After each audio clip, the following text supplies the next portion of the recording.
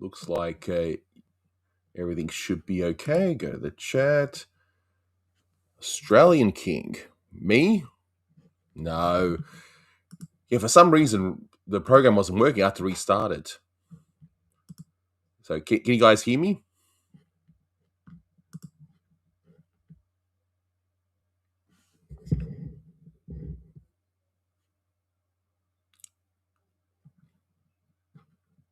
Just want to make sure that this is all working.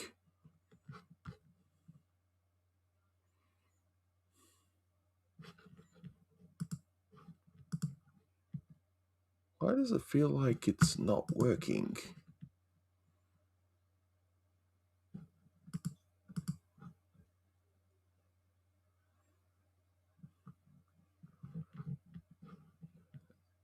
Oh, yes. Yeah, my birthday seems to every few years fall onto Mother's Day. But can you guys hear me, though?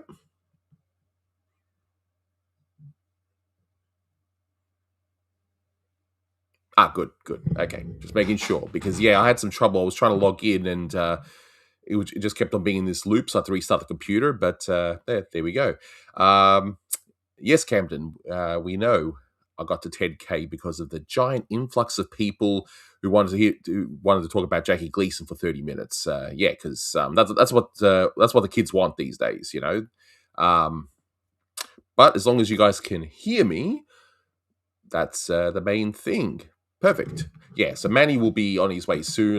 To use an old Simpsons joke, he's just going to put his shoes on. He's just probably playing with his toy cars or something. But yeah, I just had some minor computer difficulties before. But while we wait for him, yeah, this is the AMA. So, yeah, ask me anything, obviously within reason. You know, don't ask me if I'm a scruncher or a folder or anything like that. You know, well, I have my Powerade, zero sugar, of course.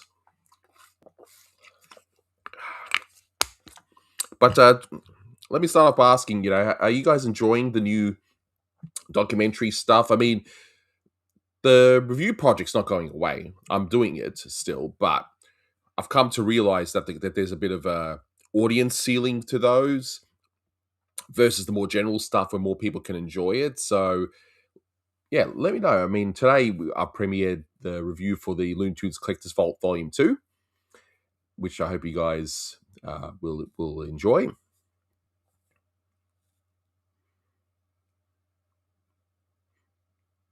Because yeah, with those, I'm learning to edit more on the on Final Cut Pro because I was using iMovie for the longest time because the edits I was doing was very very simple, but uh, obviously there are limits. Okay, so if you're doing basic editing, iMovie's fine, and if those of you want to do simple YouTube stuff, that's probably going to be good enough for you. But I want to try and take things to the next level.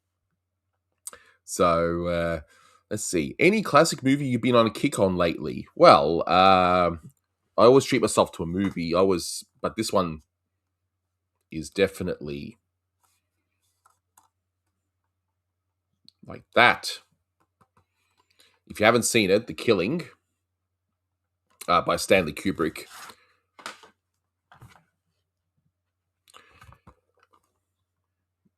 So that's the 4K. And as I understand, this is actually out of print, and people really, really are after this one. So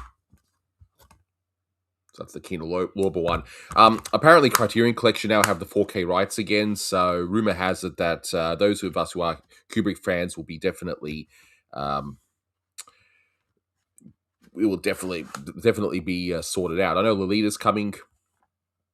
Like that's all but confirmed, and that would actually make Stanley Kubrick the only film director where every single film in his library is in 4K, including his short films as well, like in Fear and Desire, which I have here, which I'm aware this has some people are saying there's some issues with it or with some of the framing or whatever. So if that is the case, well, I haven't noticed, but yeah, it's even got the short films here, and yeah, everything's in 4K. The runner-up would be James Cameron because it would just be his first film prior to 2.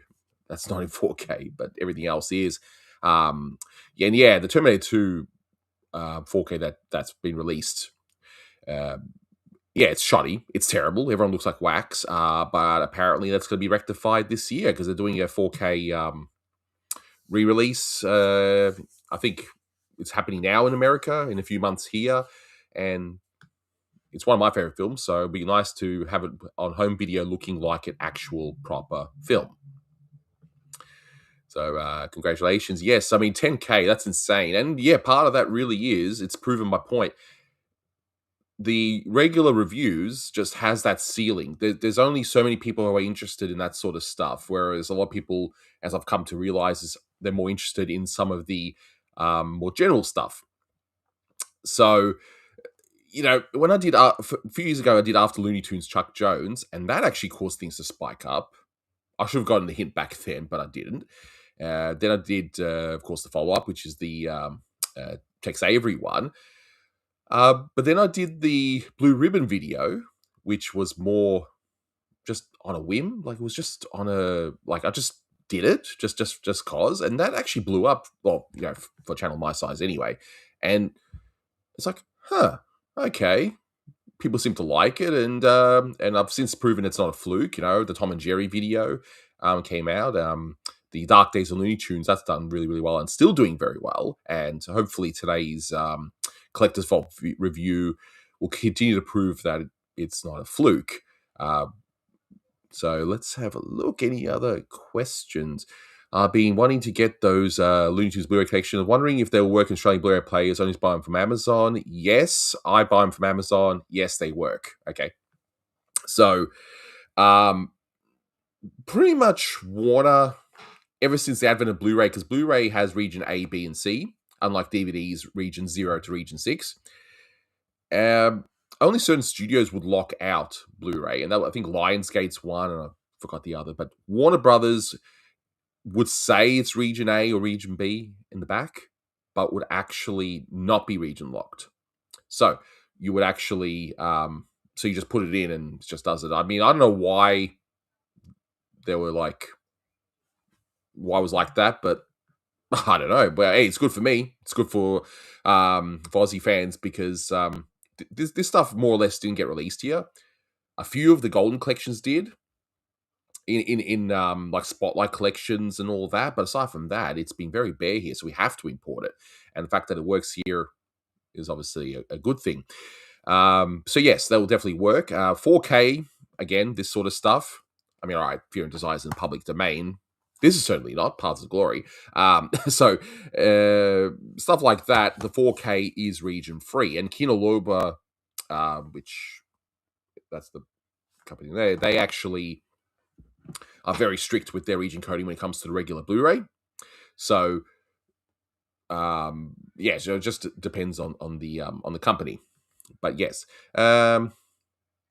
Jaws, along The Godfather, are rare cases where the movie is better than the novel that it's based on. I struggle with books for whatever reason when it comes to fictional books, and I'm not sure why. I just forget names, I forget things. You can describe a character, and when I pick up a book again, I'll just forget it. I don't know why.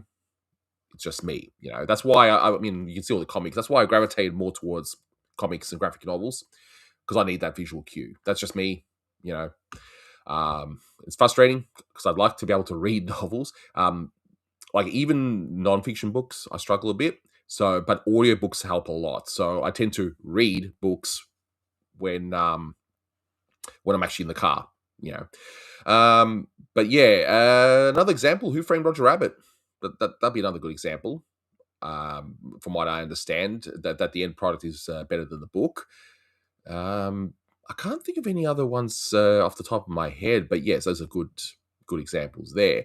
Did I ever cover Vitaphone? See, that would be a good topic. Pretty niche. So, the Toonie Tenor. Come on, where are you? Where are you? Come and join us. Come and join us. Come and join us, Manny. Manny is the best. He is so smart, handsome, and a great musician. Well, you just if that helps you get you through the day, Manny? Okay, sure. But Vitaphone, yeah, that's a good topic. Because it's funny you say that, because I'm currently watching all of Hitchcock's films from the very start. Um, because yeah, shamefully I've only seen a few Hitchcock films, and I'll really want to rectify that this year. So I've seen all his silence. Now it's been argued that the film that is the first true 100% from start to finish Hitchcock film is the 39 Steps. So I've got this. This is Australian release. So it's got a few films here. This one has The Skin Game, Rich and Strange, Number 17, The Man Who Knew Too Much, and 39 Steps. So it's interesting seeing the limitations of early sound. And I also had to import this, which, funnily enough, it's Kino Lorber, but it's plain Blu-ray, so I have to watch this on my computer.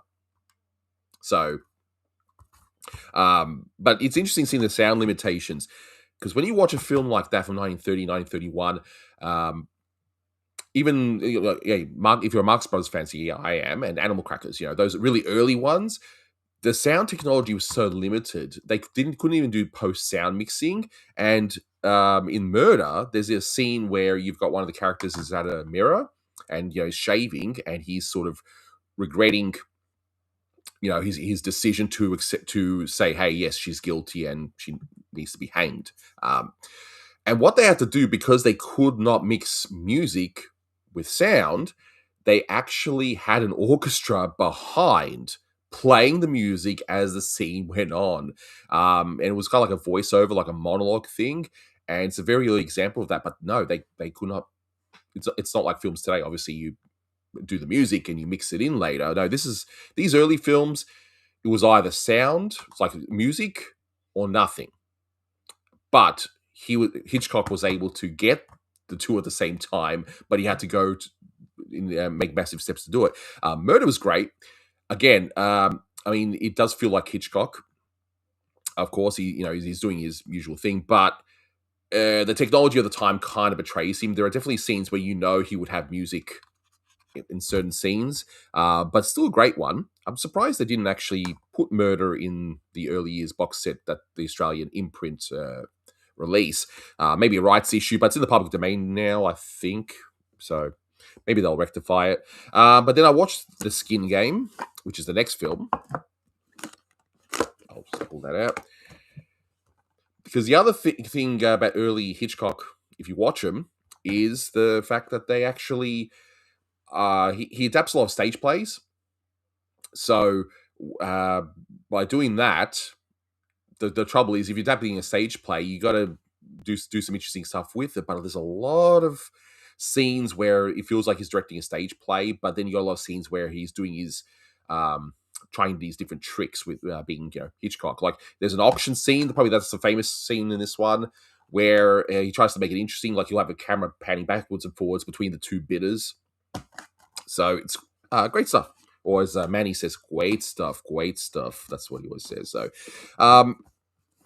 the only other Hitchcock film that feels like Hitchcock, especially out of the silence, I mean, you got Blackmail, which was both silent and sound. That feels close to being Hitchcock, but the only pure silent one would be the Lodger. It's in the public domain. You should be able to see it on YouTube.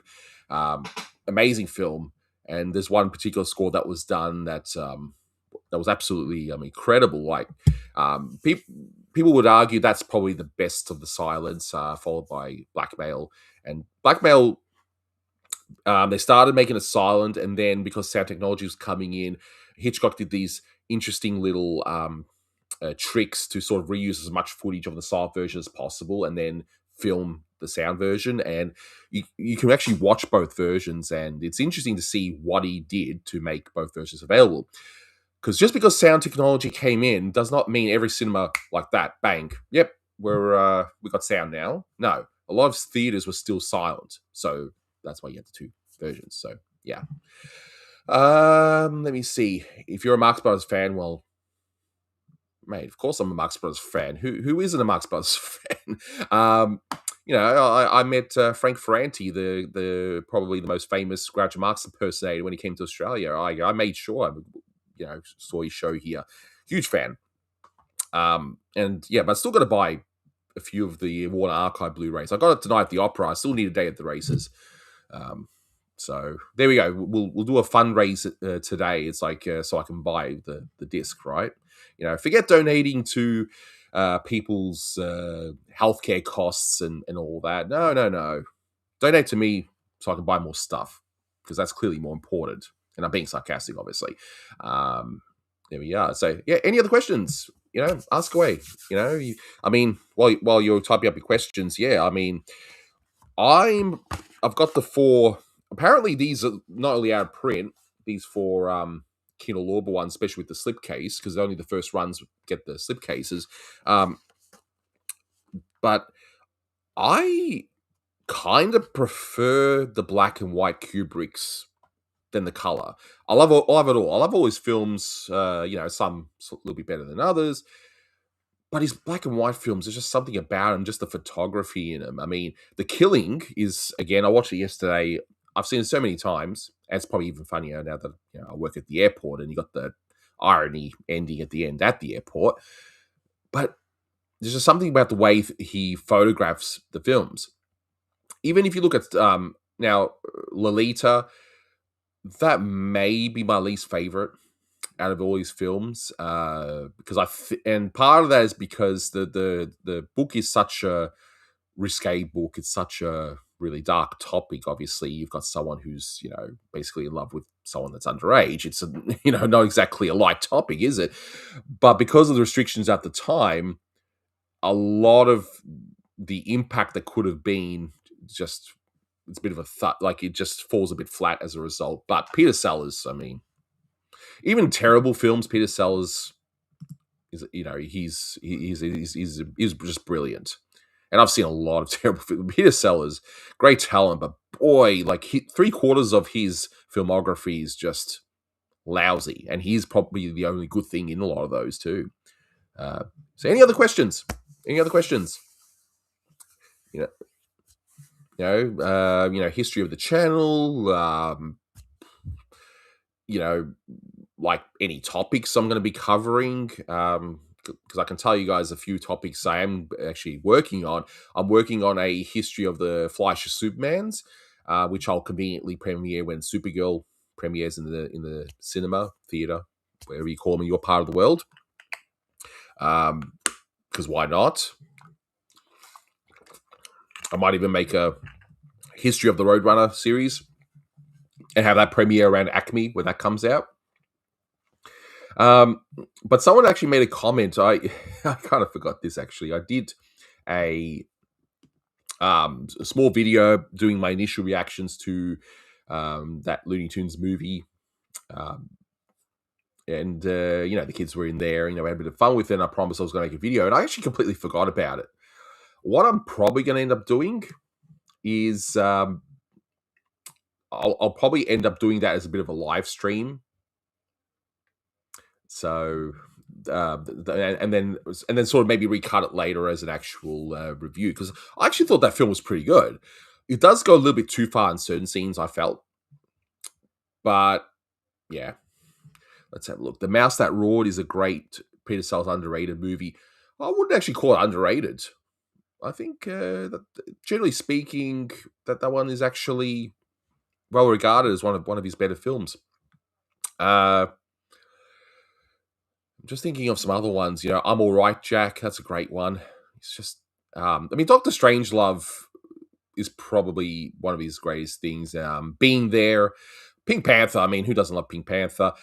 It's kind of funny if you try and introduce people to the Pink Panther. When you show them the first one, they might think, "What's the big deal?" Because Clouseau is a side character where he was. If people didn't know, Sellers had to quickly replace an actor, and he, I think it was Peter Ustinov. He was supposed to be in there, and then Sellers quickly replaced him, and the rest is history. And he basically ended up being standout of that movie. I think the whole thing's great, but yeah, the shot in the dark is when you see Clouseau, and the Sellers didn't really like it. You had then the film Inspector Clouseau with neither Blake Edwards or Peter Sellers, and yet they still worked on a movie called The Party, which I still maintain is one of the funniest films ever made. And then later on they did their three: Return of Pink Panther, Strikes Again, Revenge. Sellers died. Blake Edwards ended up making Trail of the Pink Panther using outtakes, but he couldn't use all of them. He couldn't get the rights for the outtakes of Return, so that's why it's sort of abrupt where they stopped using his footage. But did I buy the Pink Panther 4K? Actually, I forgot, if I'm being honest. There we go. I'll do another fundraiser. Raise money. Yes, I'm going to buy more. But yeah, I'm going to definitely buy those. I need to. I actually found the old Shout Factory Blu-ray set, and I ended up paying a little more for it because it got out of print. It's got some a book written by Jerry Beck in there, but apparently that has some issues, and which has been rectified in the 4K set. So I love the 70s Pink Panther trilogy. Yeah, I think when people think Pink Panther, it's really those three films. I mean, I love Shot in the Dark. I think it's magnificent. And the first Pink Panther is just a nice little mini heist film. I really like it, and it's really well shot too. I just love the way it looks. And again, the court scene about Clouseau, about his wife. Yeah, I'm not going to spoil anything, but definitely give it a watch if you haven't done so. The Great Race I saw ages ago. I've got to rewatch that. It's on HBO Max here actually, so maybe I will. Let's see. When you're introduced to my channel, see, that's interesting. It's interesting when people found the channel. Some people have been here from the very start, or almost the start, until later on, where people might have discovered me only a few weeks ago because of those videos that have blown up on my channel.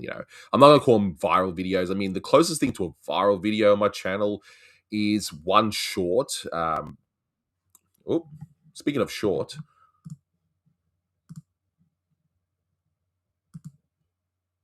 There he is.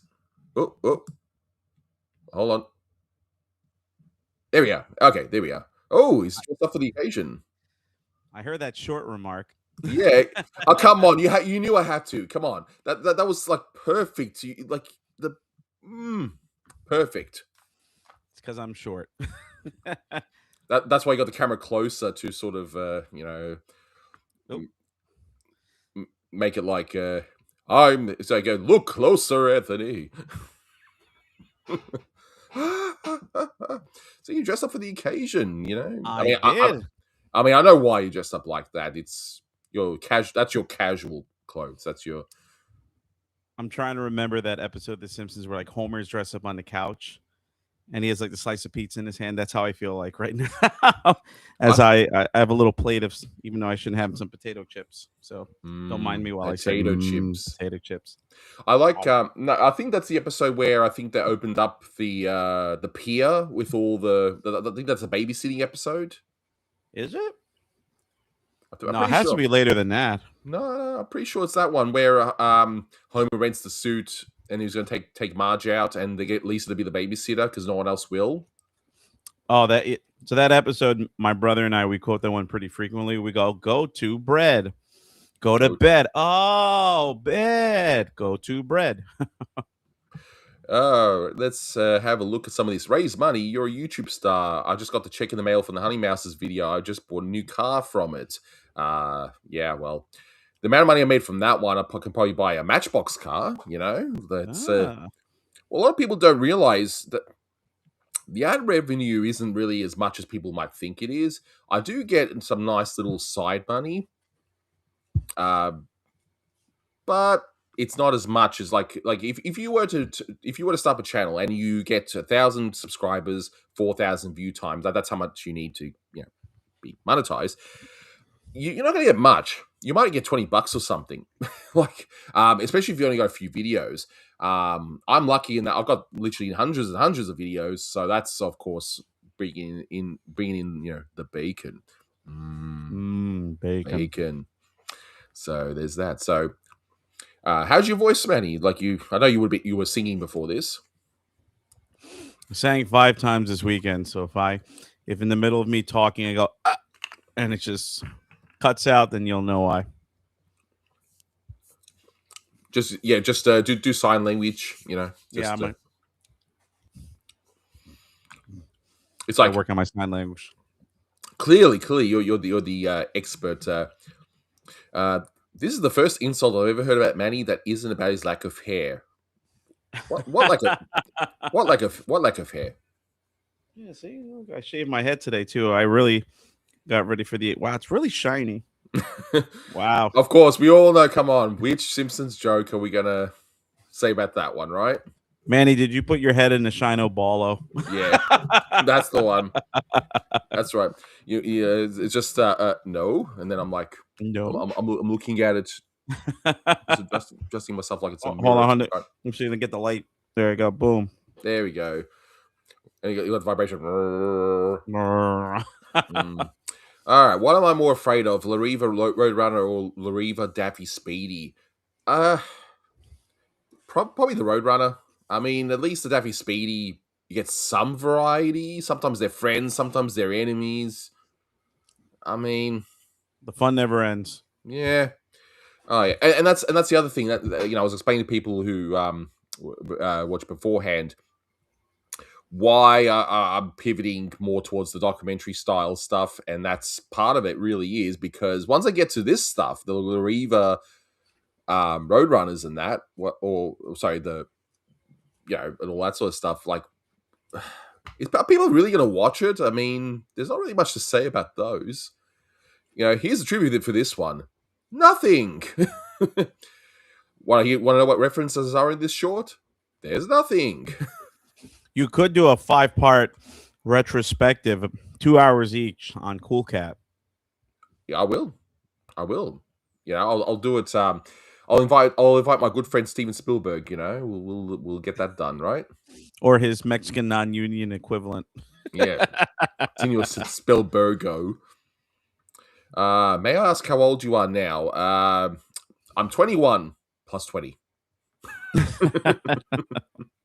There we are. It sounds nicer. 21 plus 20. Manny, you look kind of like Vin Diesel with a beard. Wow, thank you. If only I had his money, then that'd even be better. You're wrong, Justin. Vin Diesel looks like Manny without a beard. Indeed. I get $0. Yes, Justin, that's me too. I can't wait for your Lariva retrospective. Wow, he's really salivating for that one. Salivating. Salivating. I mean, that could, yeah, we'll get 30s. Actually, at work, there are people that are way younger than me that look way older than me, and some people assume I'm young. It's like 30s. I'm like, oh, no, not you. Yes, I'm actually younger than Anthony, although my looks say otherwise. Not much. 3 years. Not much. Okay, let's get some more questions going. I was gonna say Bruce Willis by seeing me. Probably, yeah, because I mean, obviously Bruce Willis is quite ill. That's fine. We get the idea. Who has got a question? I mean, hey, if there's no questions, Manny, the floor can be yours. You can ask. He goes, what was that question that Smithers puts in that suggestion box? Please keep that attractive man away from the. He's distracting all the lady workers or something like. Mm-hmm. Or of course, I'm thinking of the 138th episode spectacular. When the doctor he wrote something, he says, "Thank you, doctor. You do know that's not a question." That's exactly what's going to happen the whole night. We're just going to get nothing but statements. I think Anthony gets stupider every year. What's the deal with Manny? You know what I'm talking about. Yes, he's 38 years old and he's bald. And he's a musician and he's bald. Thank you for watching. Thank you for watching. But I don't know. Yeah, well, I reckon you can help ask any question people might be aware but are too afraid to ask. And no, I'm not going to answer the question if I'm a scruncher or a folder. I will not answer such questions. I've got. Let's see. What Bugs Bunny cartoon do you think will be on Collector's Vault disc? What? Wait. Well, probably means volume 3. Volume 3, disc 1. Let me see the list. Let I me mean, see what I know there's horsehair. that would be cool if Horsehair was there. Fresh Hair. That I would rhymes. I would say Fresh Hair, as we already know that one's been restored.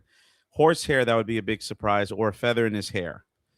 Because I would say the really, really taboo ones, definitely All This and Rabbit Stew. And Um, also the and Bugs Japan Bunny Nips and Nips. Nips and Nips. Yep. Those two are like, yeah.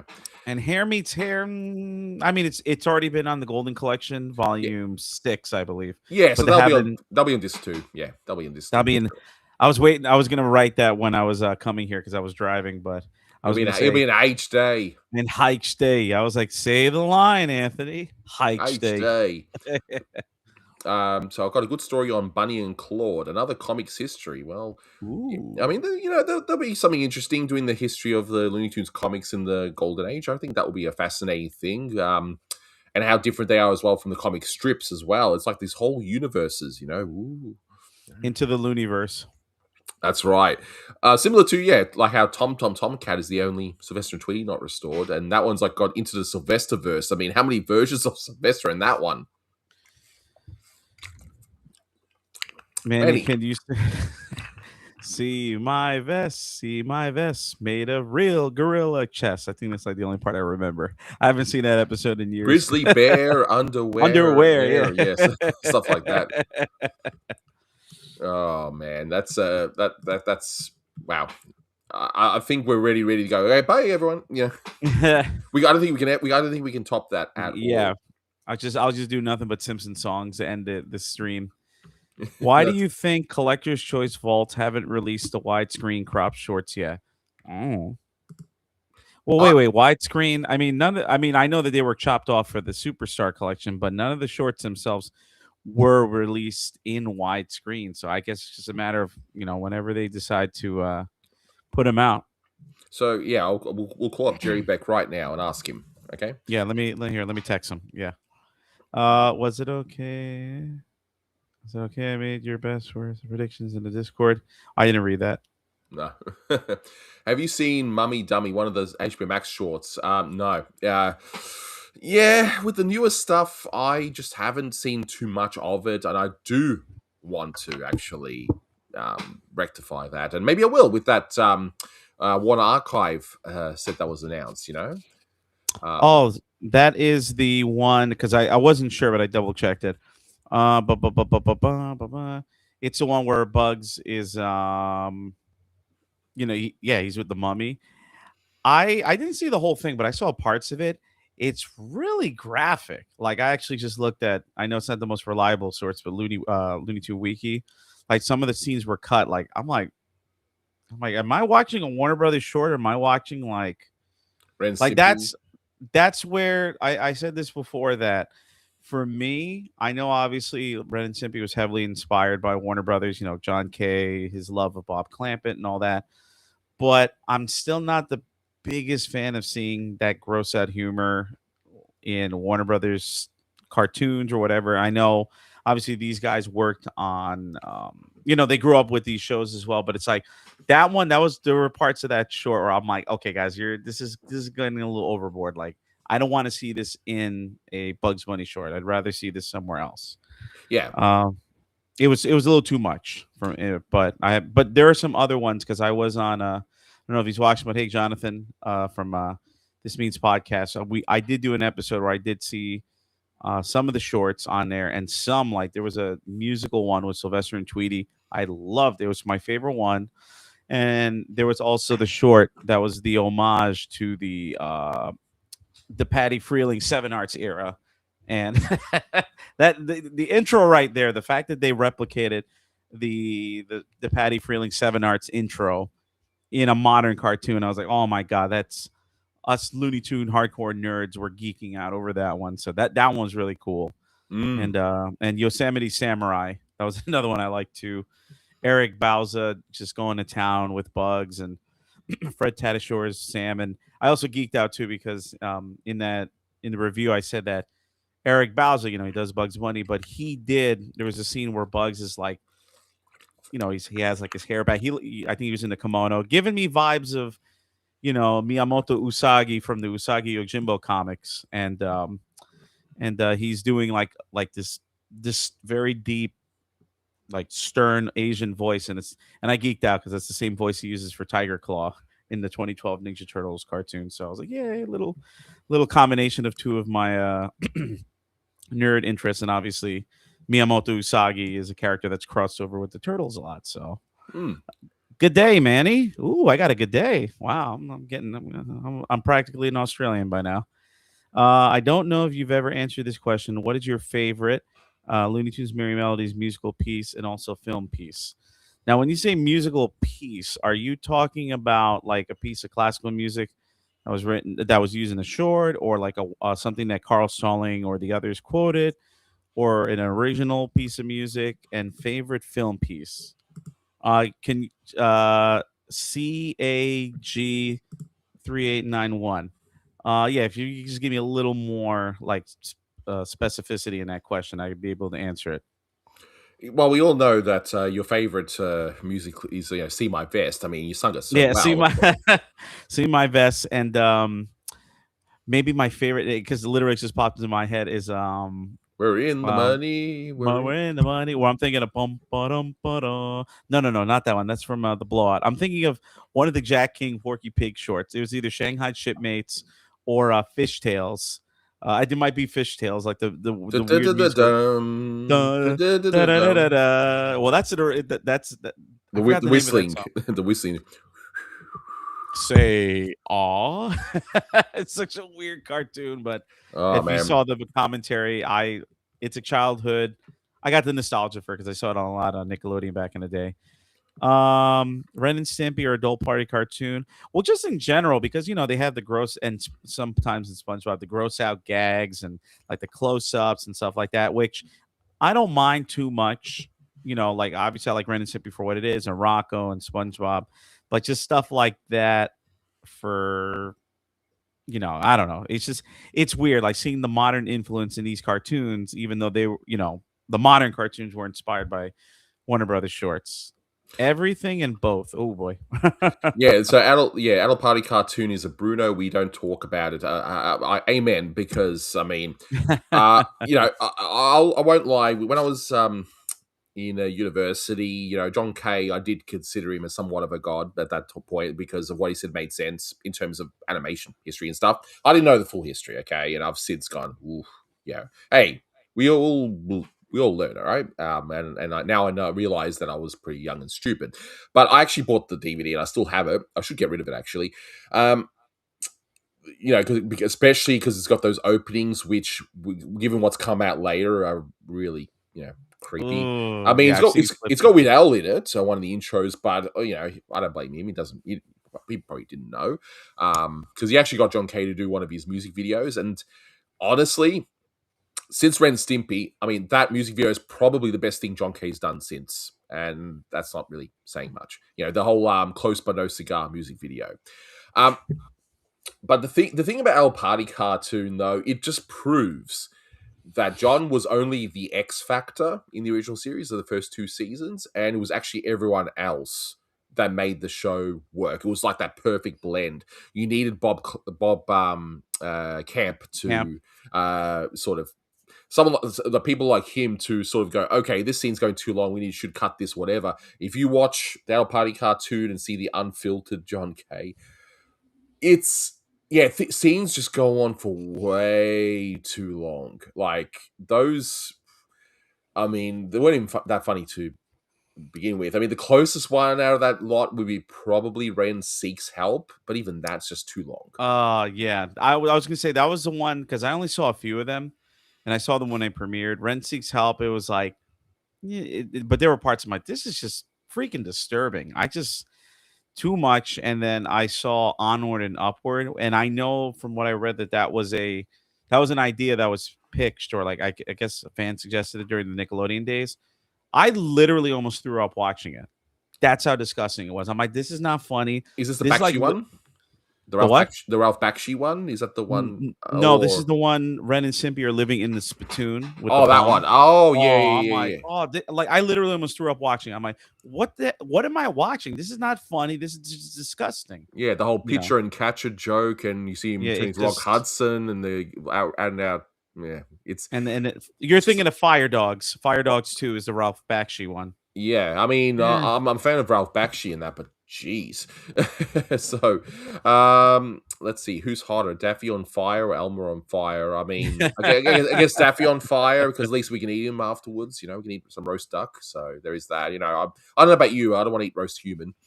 Nah, roast Um, duck is a good idea. Manny, have you seen the Walter Lantz musical miniatures and swing symphonies? I've seen some of them, but it's been a long time. I mean, I do have the Walter Lantz collections of Woody Woodpecker sets, both the DVDs and the Blu-ray. Just one day I want to sit down and watch them. You know, like really dedicate my time. Again, I've only seen parts of it, and it's been years. And also, I just recently got the famous studio collection, which I've put on my TV for a little bit, and I saw just the restorations look just mind-blowingly beautiful. Great stuff. Would you say? Great stuff. Great stuff. Wasn't that lovely? I'm still gonna buy it, and I'll probably get it when when the other one comes out. I'll probably buy them both, and so I can have you know watch a lot of the goodness at the same time. You know, well, obviously I'm not gonna play two TVs with the two discs at the same time, but I'm sure you guys. Why not? Why not? I'll be like Elvis. You know, they were saying in the Simpsons episode, Elvis used to watch like what is it, 12 TVs at the same time or something. It was one of the baseball softball players. Like, wow, what a lifestyle. Yeah. So, yeah. And do you have a pistol and says, "Oh, this ain't too good"? You go, this show ain't no good. Well, I wasn't trying to imitate Elvis. I was trying to imitate that voice, which barely imitates Elvis. I tried. This show ain't no good. Or whatever it was. Yeah, that's pretty awful. Now do I consider Bob Camp a god? Well, I don't consider anyone a god except me. And Joe Pesci. Ooh, and Joe Pesci. That is a George Carlin reference for anybody that catches it. Joe bless you. But no, look, I do feel as though if I ever do meet Bob Camp, I feel like I owe him an apology. You know, I've since repented. You know, I actually have. I don't share this because I know just how bad was the situation was. I actually do have an original John K. commission. I actually got him, and I spent like it was like $400 at the time. I mean, it was like, but for what it was offered, that's a reasonable price. It was basically me and my wife. So me and Kathy, we were caricatured, and we had Ren and Stimpy as pets. And it's a beautiful piece. It's legitimately a beautiful piece, but I can't post it now. Yeah, because of the situation. I still have it. I actually still have the poster tube, but with John K's presumably old address on there. And he also signed this like Loyal Order of Stupids certificate, that sort of stuff. So and I have spoken with John a few times, funnily enough. And this was in like this chat sort of thing. And honestly, I didn't know any different. You know, I legitimately didn't know. And we were just talking about eating kangaroo meat and that kind of stuff. It was a weird conversation. I wonder if it's still saved from way back when. So, but yeah. But then obviously once I found out what happened, I'm like, yeah, okay. And I mean, have you, Manny, seen the Hanna-Barbera shorts he did? I did. I saw one of them. The I guess the one when Boo Boo just loses his mind. Oh, look. Okay, here's the problem with you girl. You're like, oh boy, here it comes. the problem. I'm going to give you one example of what's called an in joke and something when it comes to like jokes for general audience. There was an in joke about how Ranger Smith will be redesigned so many times, and that is true. If you watch Huckleberry Hound, if you watch the Yogi Bear show, you'll see Ranger Smith. He just has these different looks before they finally settle on that one design from Hey There, It's Yogi Bear onwards, right? And so one of the gags in one of the shorts was that Ranger Smith would look different in every shot. The problem is most people don't have that context. They don't know. We know. So, and they probably thought it was funny when they were doing it. Maybe as an Easter egg, maybe, but no. Like there's too many. Whenever you tell a joke, whenever you make some stuff like that, there's stuff that you as an internal group might find funny, but then you have to ask yourselves, okay, will other people find it funny? And most of those shorts are just in jokes. Wouldn't it be funny if Booby just had enough of Yogi's crap and just went feral? That's something we could joke about, maybe, but to actually do it, yeah. Just because you can doesn't mean you should. Yeah, so that was the problem with those, and I've seen people defend those shorts to death, like they're the Citizen Kane of cartoons. Forget One Froggy Evening. These are the Citizen Kane of cartoons, aren't they? But no. But let's talk about something actually better. Your favorite Carl Starling original composition, alongside best musical adoption of a famous piece. Same for Malt Franklin, whom I'm assuming is a relative of Milt Franklin. That's probably the. I heard he's a very sweet guy. Oh, I was waiting for it. I was like, where's he gonna go with this? Yeah, sorry. So I had to. I'm sorry. I know it was a CAG. I know it was a mistype. I had to say it was just it's all good. We know what you mean. Instead of, well, I'm thinking milk malk. Now it's milt malt. Malt. Malk. I would say for his original, I mean, I usually talk about, I say the stalling musical Q and G, the ba ba ba da ba da ba ba da. I like that one a lot. Or there's the one that was used in Porky's baseball broadcast. Ba-dum, ba-dum, ba-da-da-da-da-da, when the dog is trying to look for the pardon, and you hear that one playing in the background. Obviously, "What's Up, Doc" is a great song, especially when it's sung in full in the cartoon of the same name. Probably those three that I can think of right now. And then for adaptations, We're in the money. we're in the money. I mean, I love whenever Powerhouse. Yeah. You Must Have Been a Beautiful Baby. I'm trying to. Speaking of You Must Have Been a Beautiful Baby, two of my favorite absolute arrangements of it. One of them is from Frigid Hair, when Bugs is dressed up. And the other one is from Daffy Duck and the Dinosaur, when you see the signs leading up to the huge duck. And I love the way Stalling arranged that one. So those are just two that pop in my head. There's many, many more, ideas and thoughts that I've had for my own content. Stay tuned. Hopefully not forever, but that's the type of stuff that I would like to talk about eventually, if time permits and all that. I already have an answer to this one, but is there a black and white cartoon you wish was remade in the golden age? Notes to you. Which, I mean, it was redone in. Maybe another cartoon, probably. That's Back Alley Oprah or Pork. Oh, sorry. Okay, I misread his question. Of course, I'm gonna say Case of the Stuttering Pig. I thought you were going to say the Shanghai Shipmates. Shipmates, you said? Shipmates. Oh, I thought you said. I mean, I know you feel that way about the cartoon. Yeah, but Fishtails. Yeah, there's a remake. I would argue against the Case of Stuttering Pig because it works so much better as a black and white. I don't. I think color would ruin it, but that's just me. I'd like to see some of. In terms of remakes for that question. Oh, sorry. One more that I could think of. Porky Pig's Feet. See, even that one feels better in a black and white. I don't know, but oh boy, the birthday boy is being contrarian. No, I'm kidding. I don't care. What were you gonna say? No, I was gonna say like a lot of the Clampett Porkies, the ones that he made when he was forced to make Porky, and you can sort of see that he was sort of over it. He didn't really want to do them anymore, kind of thing. I reckon some of those ideas would have worked as remakes. Like if you actually took the same idea, but actually did it in a color version, maybe flesh it out a bit more, So I can't think of anything specific, but I reckon it'd be some of those Porkies would be a good idea, like as a remake. But hey, but the directing teams over at Warner's,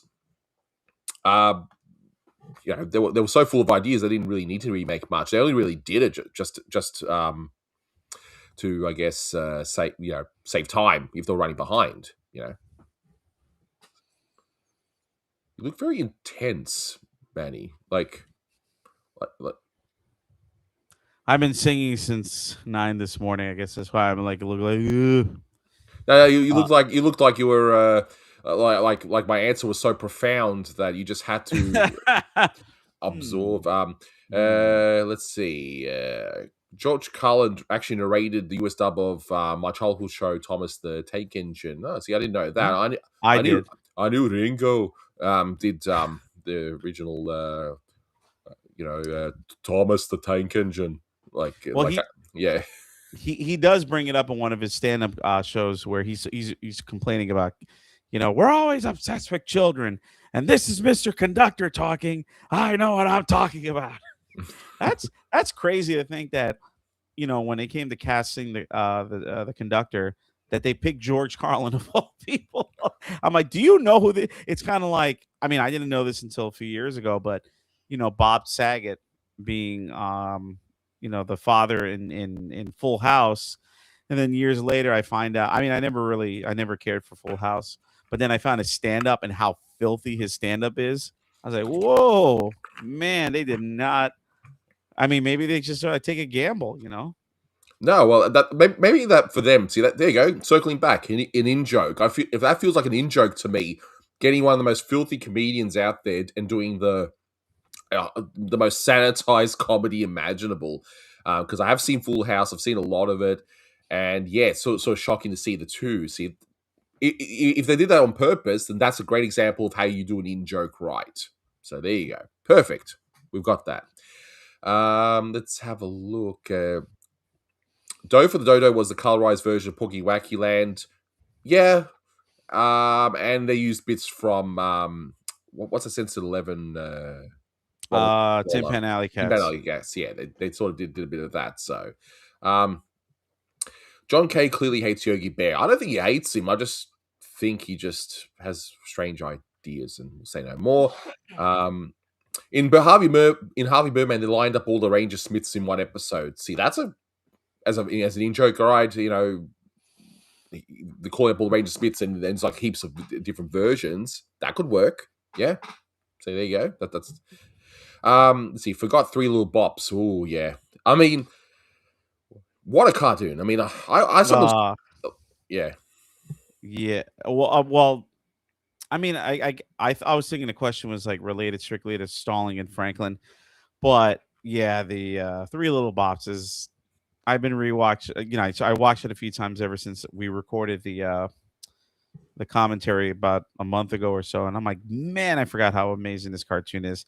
And yes, the music was done by Shorty Rogers and his band, but it's just, yeah, it's definitely it's been in my top 10 for years. It's probably my top 10 too. Shorts. Yeah, it's such a great short. And 57 in general just has the last. I think you might have said on the commentary, but it's like the last great year of Warner Brothers shorts. He's got Three Little Bops. You got What's Opera Doc. You have Birds Anonymous. You have Showbiz Bugs. Like 4 top 10, ranking cartoon. Not for me personally. I mean, What's Opera Doc and Three Little Bops, yes, are in my top 10. But yeah, the other two, excellent shorts. Great stuff, as we always say. Great stuff.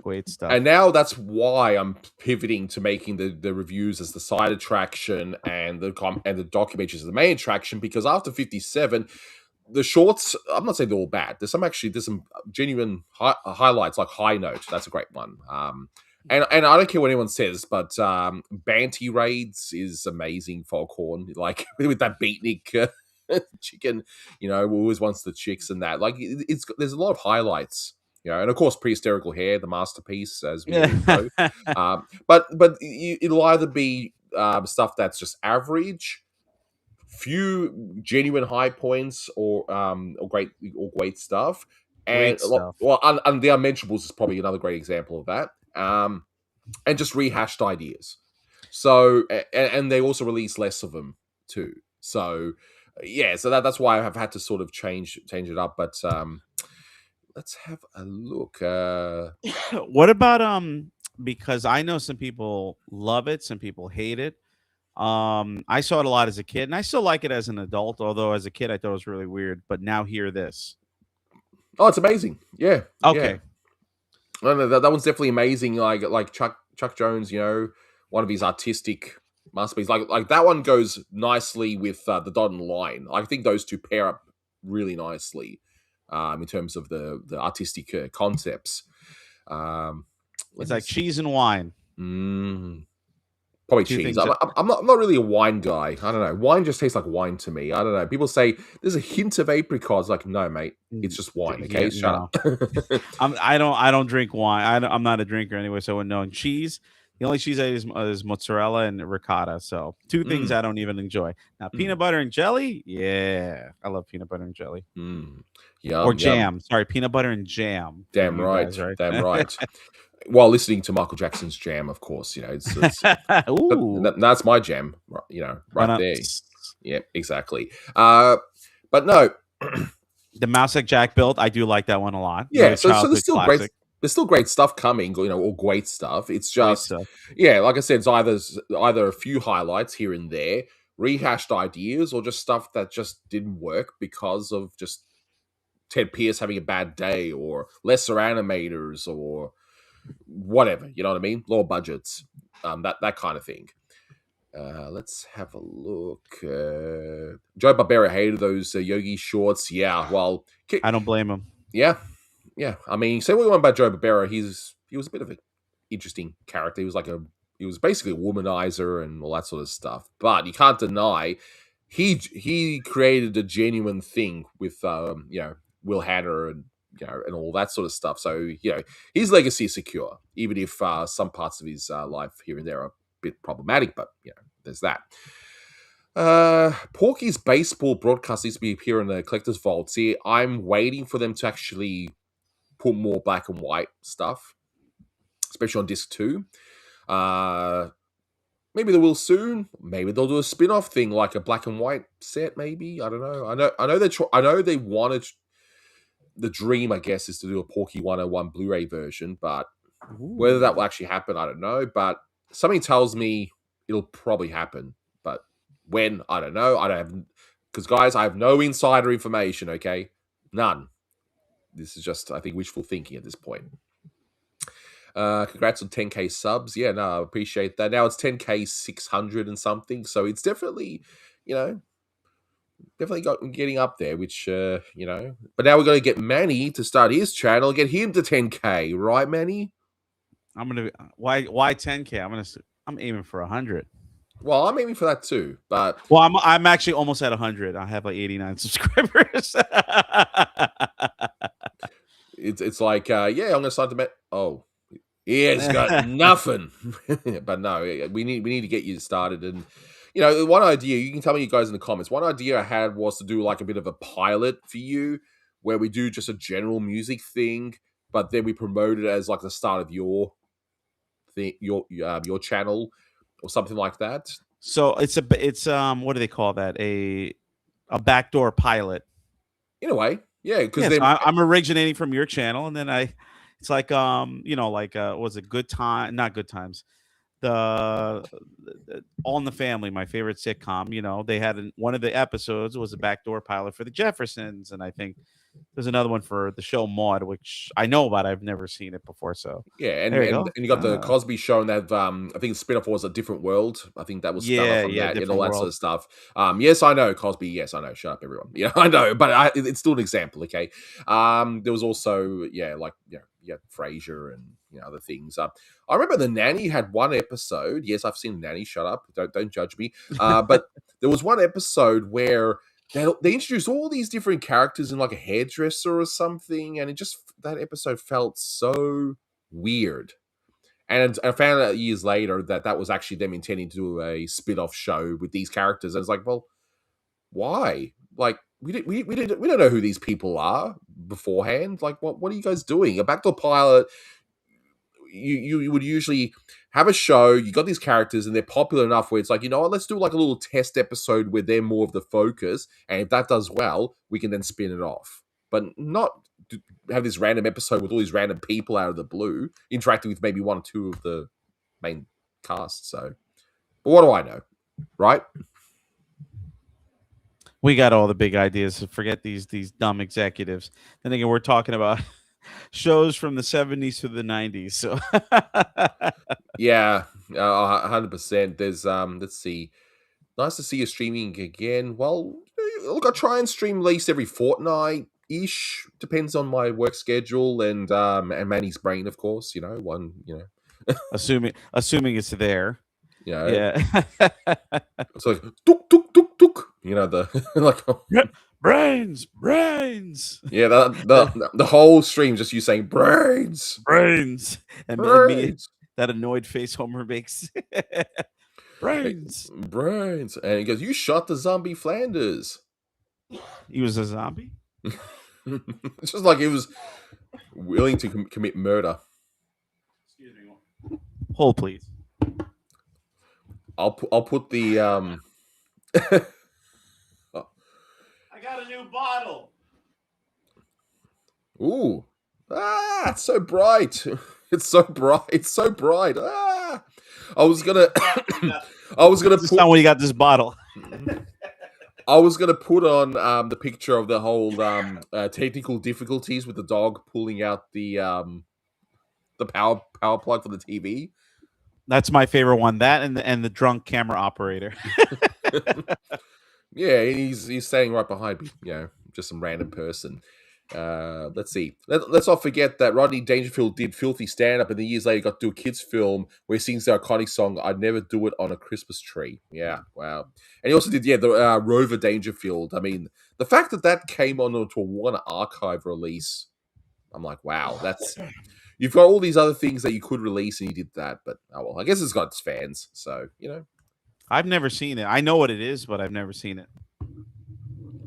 Let's see, Ducking the Devil. That's another one to look forward to. Like to say, hey, at least that one's got a nice little angle. Oh, how come we didn't see Tasmanian Devil since '54? Well, I'll go through all that as well.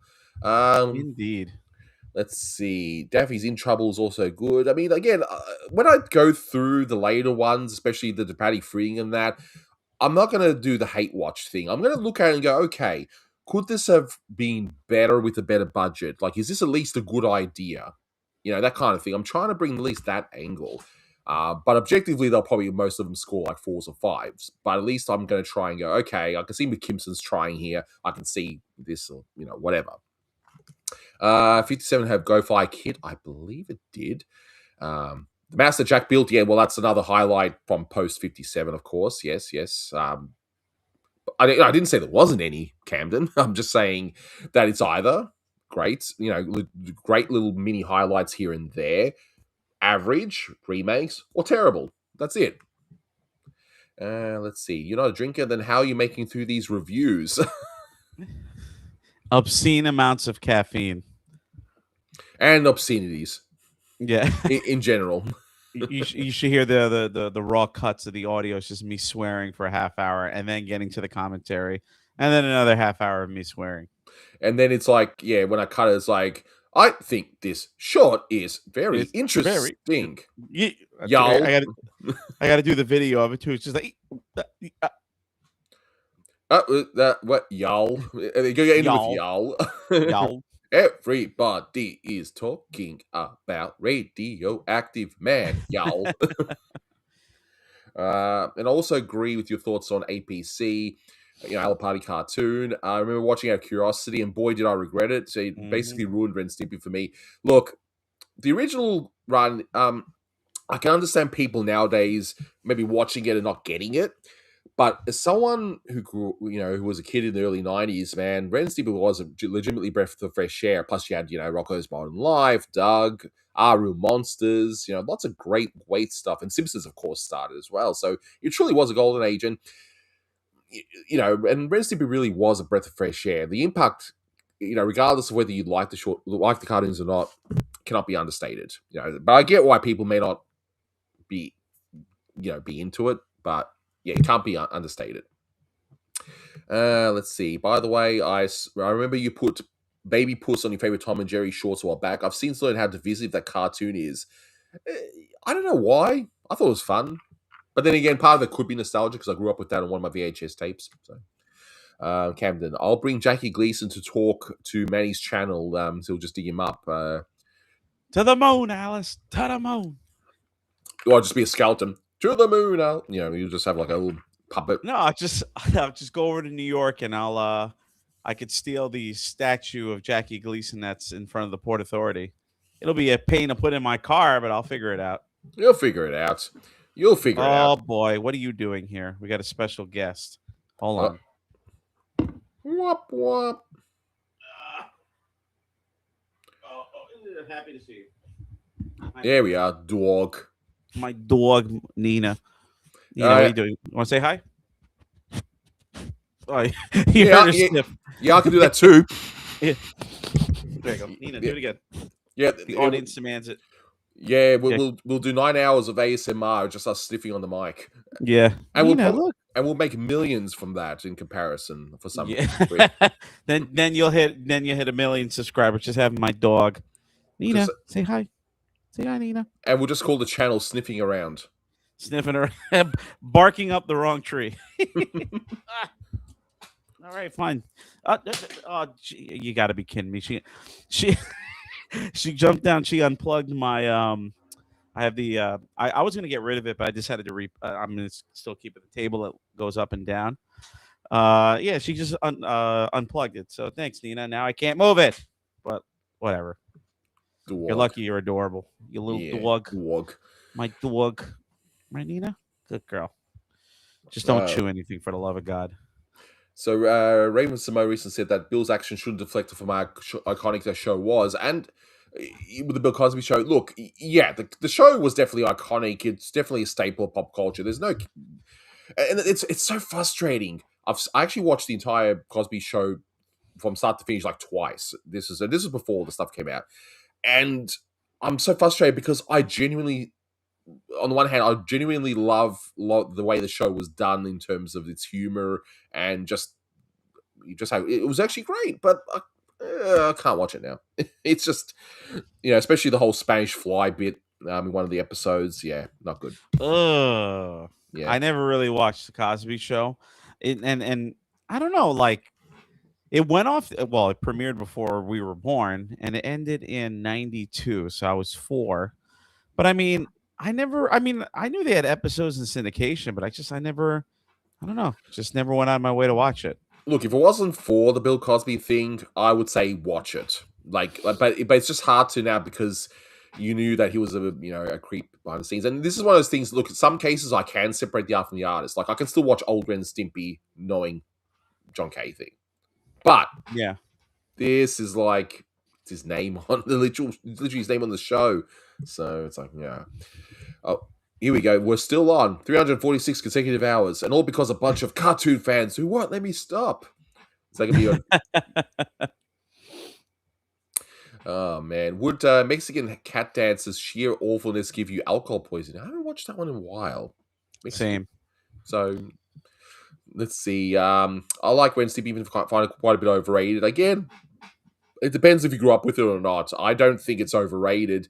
I just think it was definitely like a big explosion. Like it peaked so quickly and then dived so quickly. So yeah, I mean, I could still go back and watch the Spumco episodes. I mean, obviously Stimpy Invention is a masterpiece.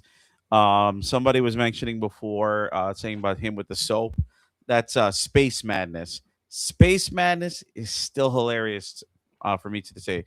Marooned is another one. Untamed World. I've got original animation cell for Marooned as well. Yeah, I do. I follow a Ren and Stimpy page on Instagram. They show clips of it and whatever. But when they're doing the fan club, I've got control of your TV set. Are your parents watching? And then you see them do the oath, the fan club oath. Mm-hmm. And I used to go to the screen when I was a kid and put my hand on there. I didn't say the oath because it was probably like words that I'm like blah, blah, blah, blah, blah. But I used to do that. So, and what was it? wash wear unwashed lederhosen every single day for the rest of your life.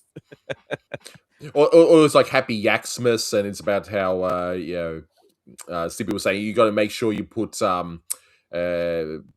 like all this stuff for the yak, but it's just for him to arrive and actually shave. Oh yeah. And that one frame of him just looking at the mirror just before he realizes he's got to shave, just got this little, and then he goes, and there's like, and then you see the shaving stuff. It's like, Oh.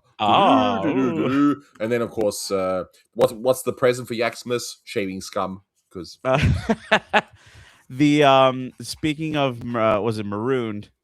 The scene. Speaking of dog, Nina, what are you doing? Um, when when what was it when Ren goes outside and the alien like has a mirage and it looks like a female chihuahua. yeah, That chihuahua freaked me out as a kid because it's so realistic looking.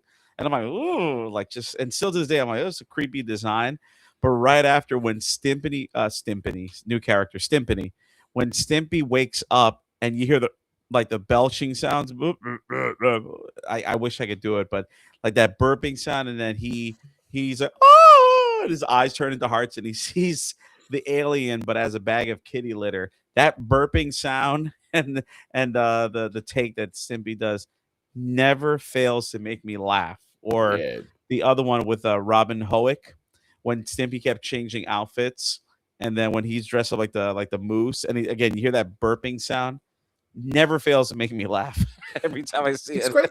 It really was great stuff. I mean, look, the first 3 seasons are enough for me for Ren and Stimpy. I can watch 4 and 5, but you can sort of see that John, for better or worse, was kind of the X factor, and you needed everyone. But yeah, I can see why they fired him, and I believe the whole thing originally, he was fired for the artistic stuff when it was actually a lot more than that. So yeah. But no, I do enjoy it, and I maintain that the Christmas one, Stimpy's first fart, that is one of the greatest Christmas specials of all time. And the reason it works so well is that it's pretty much played straight the entire way through, and that's why it works so well. Like, the whole premise is so absurd, but it's played straight. You got your few gags in there, yes, but it's just, I watch it actually every Christmas.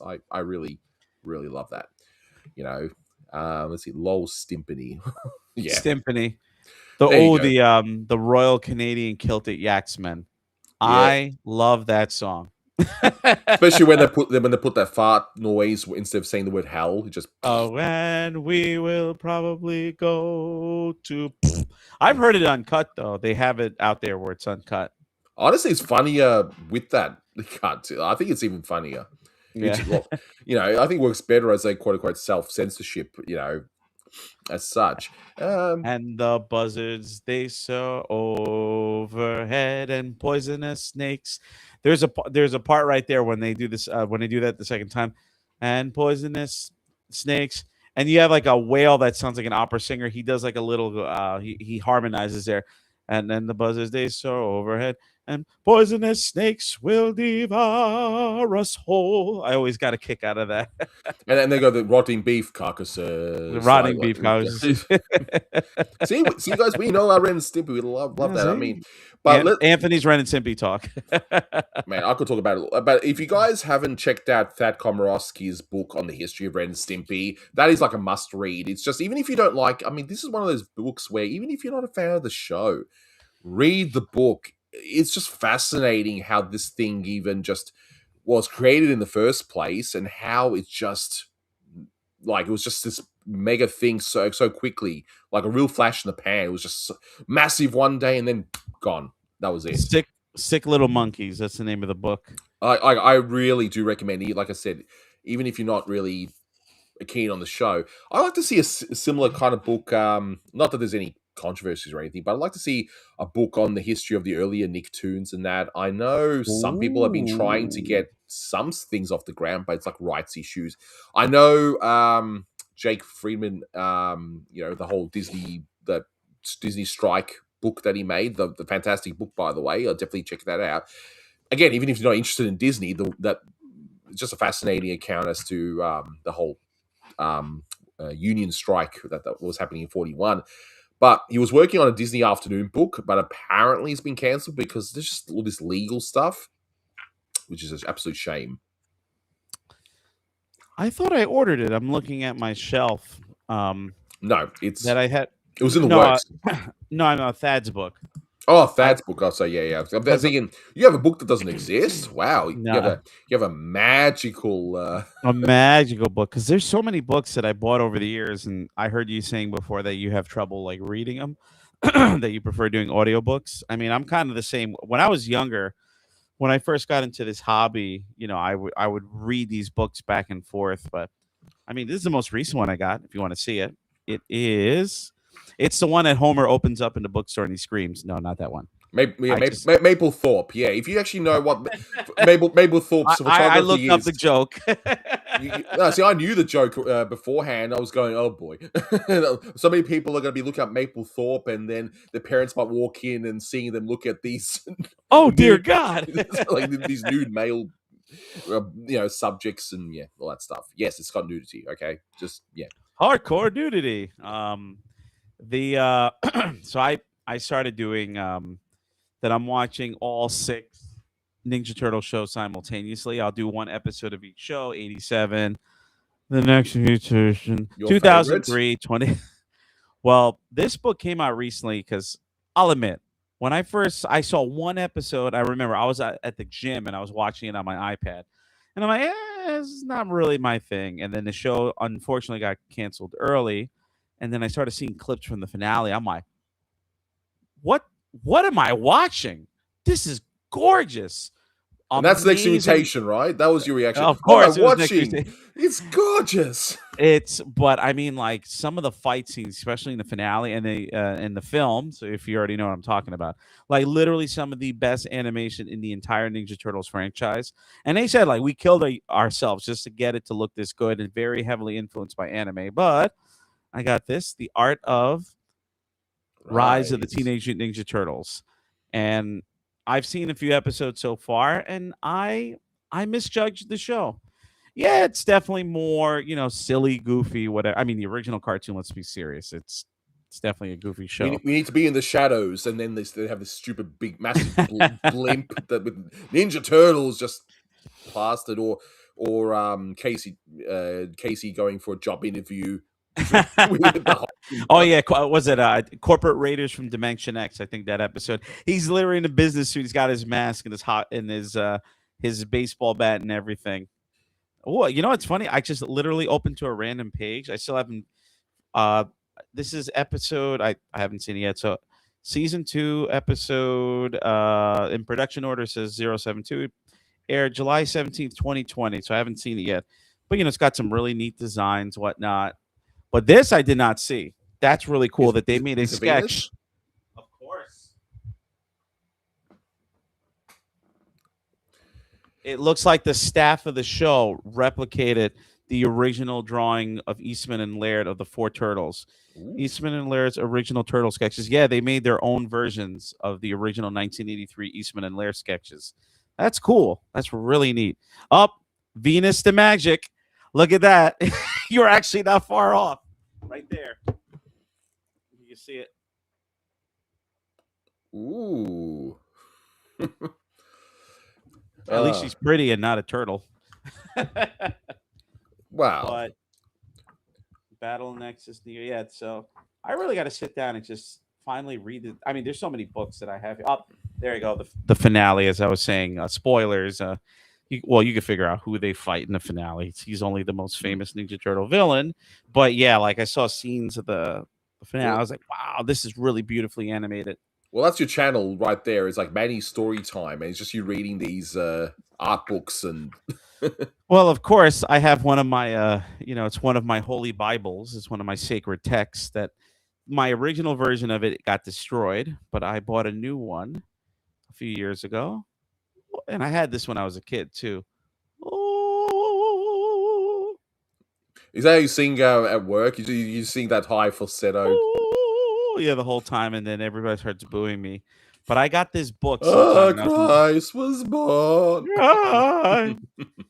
seasons 1 through 8, in my opinion, the only ones that really matter. Well, there is this book they released for the 20th anniversary where it has seasons 1 to 20 in this big book, but it explains all the references to everything. And it's actually a really cool book. I like here, he goes, which Shaggy voice do y'all, like I say, y'all, prefer, Casey Kasem or Matthew Lillard? I mean, Matthew Lillard's, he's an amazing actor. Screw Quentin Tarantino for saying he's overrated. He's not. Matthew Lillard is definitely an amazing actor. And his impersonation, both live action and voice, of what Casey Kasem did, because let's face it, it's an imitation. It's amazing, right? But let's not discount Matthew Lillard. He puts his own little nuances. Admittedly, I haven't heard everything he's done, though, but he's great.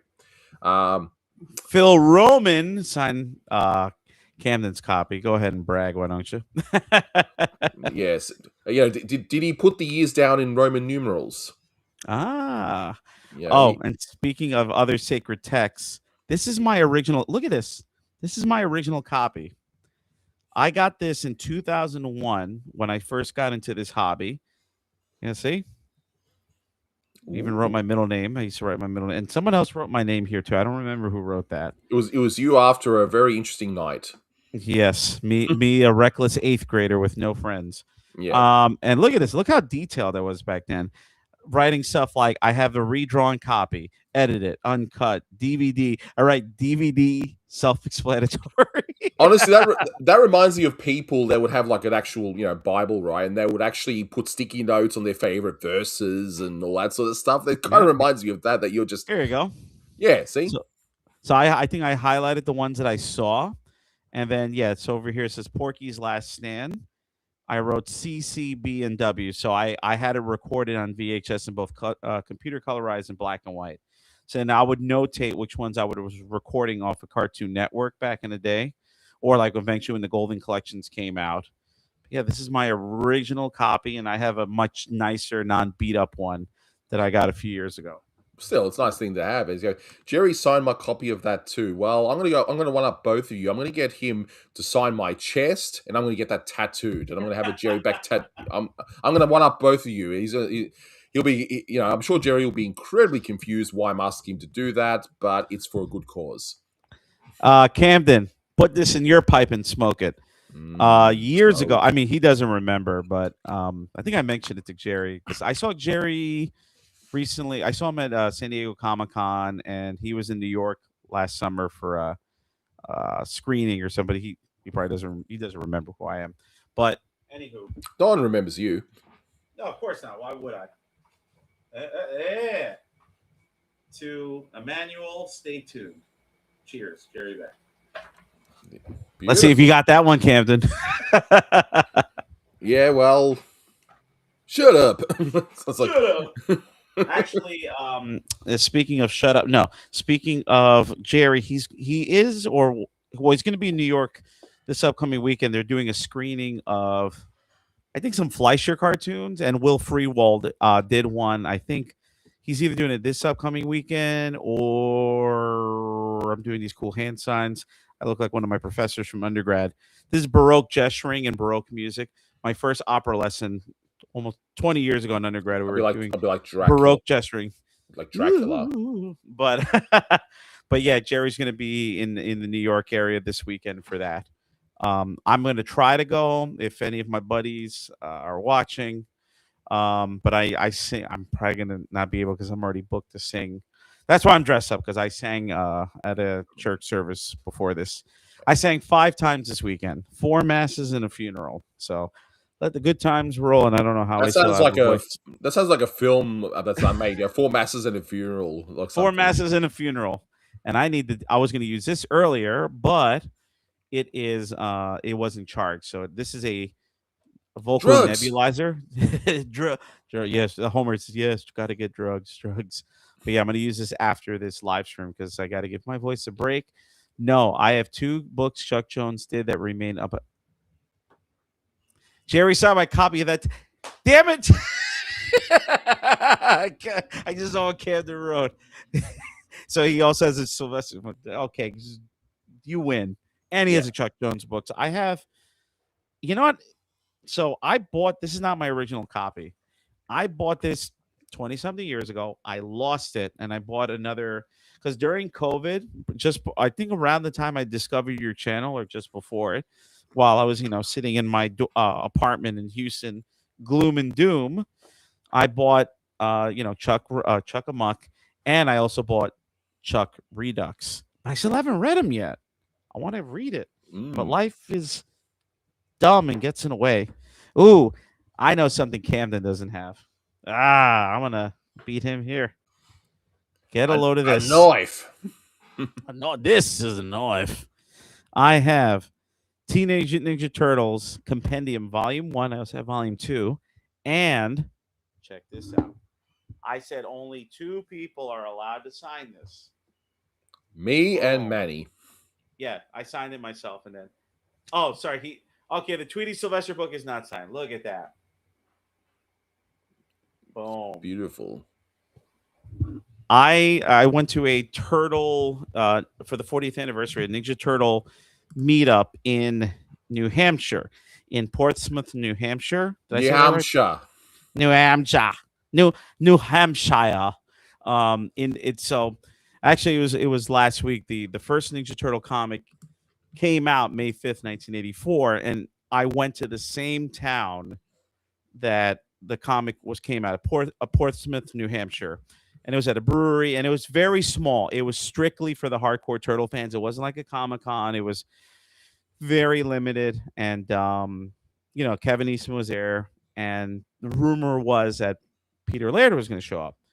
And they're like, no, he's not going to show, and then just out of nowhere, I was waiting in line to get something signed from Kevin Eastman. And then they're like, Laird's here. So everybody started, they started giving out tickets. I got a ticket. I waited about 2 hours. And you can see, he was was very frail. He was in a wheelchair, but it was cool. Eastman and Laird, they, for years they had a falling out, but they got back together again. It's very sweet. They're, Kevin hugged him. He says, good to see you again, buddy. And I gave the compendium to Peter Laird.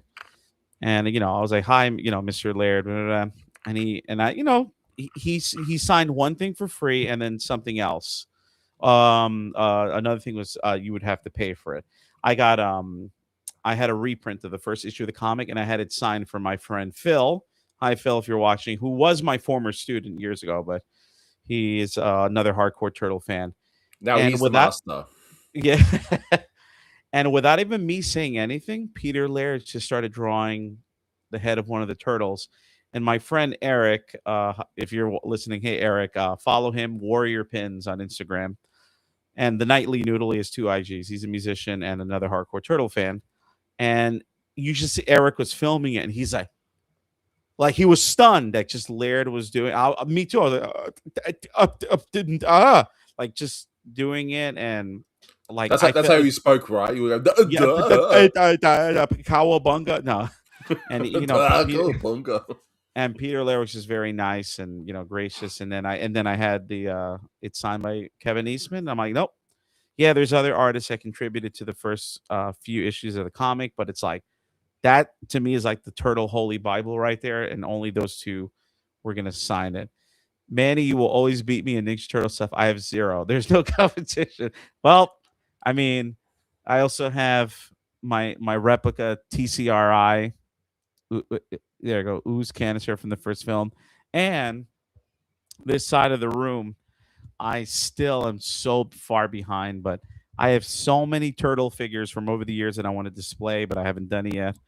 Like here, you can't see it, but I have some Simpsons figures. I have Sonic and Mario. Got a few Dragon Ball Avatar. So maybe one day, content for my channel, and I know Anthony's gonna bug me about it, but maybe one day I'll do a little tour of this office, because really all you guys see is this, and I knocked over my turtle water bottle. But I like to call this my little homage to my main things I love. So I got Ghostbusters, I got a proton pack and a trap, and the PK meter, the evil Krusty doll, so cool. And I have King Homer on the other side. TCRI. My name is Krusty, and I'm gonna kill you. I'm gonna kill you. Yeah, you, Homer Simpson. Let me move the camera up a bit. I got that Looney Tune ship. Robin Hood Daffy. That's another highlight post 57 as Oh well. yeah, 50. How could I forget these those busts of Daffy and Porky from that short? And speaking of turtle fans, so shout out to my friend John Wojo. Hey John, if you're listening, it's a little hard to see, but I met him at that turtle thing 2 years ago. Great guy, great stuff.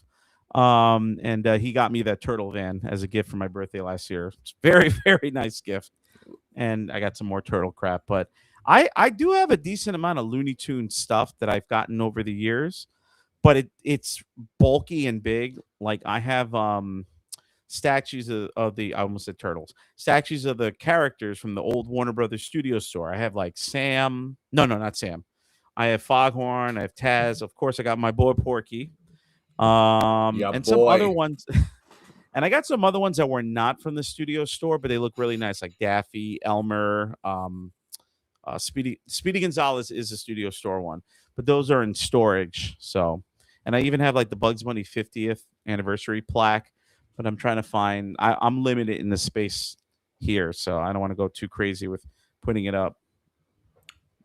Wow. So there's let's where you speaking of these shows, how many more years will pass till they finally release music from the 80s show? Oh yes, I highly agree with that. I would love to hear it. Dennis C. Brown and something that shocked me a few years ago because I don't really watch sitcoms, but Chuck Lorre was the co-writer of the Ninja Turtles theme song, and Dennis C. Brown, and he also worked on the music in the show. And Chuck Lorre, the guy who created Two and a Half Men, did he do The Big Bang Theory?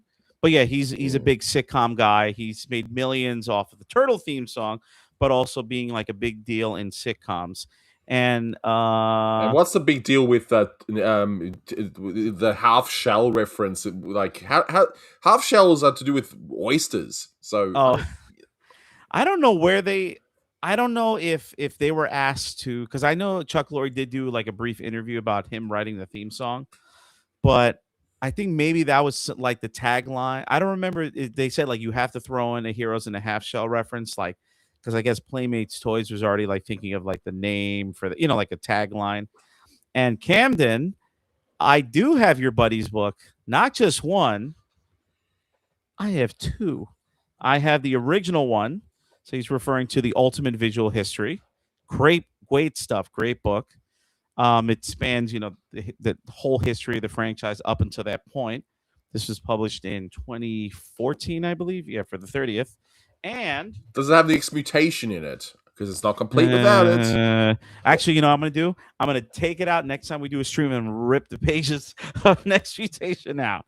And no, of course, I would never do that because I am crazy, but not that crazy. And I have the reprint, Camden, that came out, I think, 2 years ago.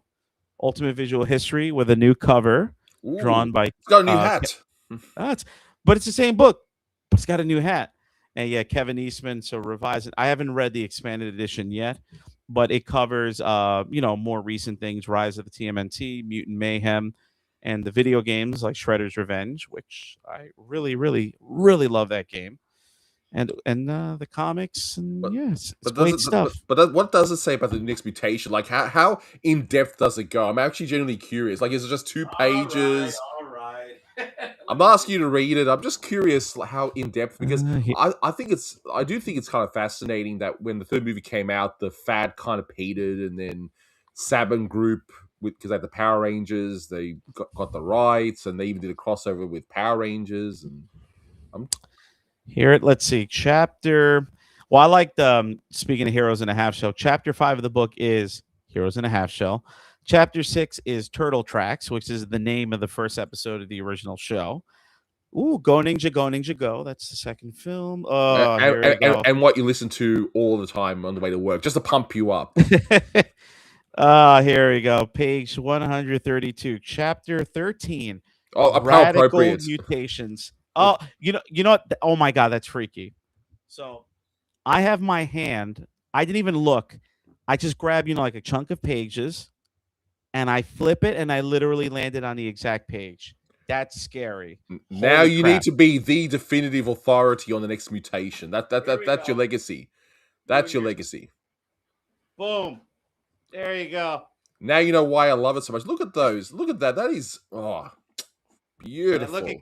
Kevin Eastman with the biggest smile in the world because he's getting a big fat paycheck. Oh no. He loved it so much that he well, said you can do this one for free. he was that's actually, I don't know if you know, Anthony, since you're not as well versed in turtle fandom as I am, but that's pretty much what caused a lot of the falling out with Eastman and Laird was the next mutation and Venus de Milo and all that other stuff. So yeah. Oh, and I have my Hollywood cartoons book as well, and I have two versions of Tex Avery King of Cartoons.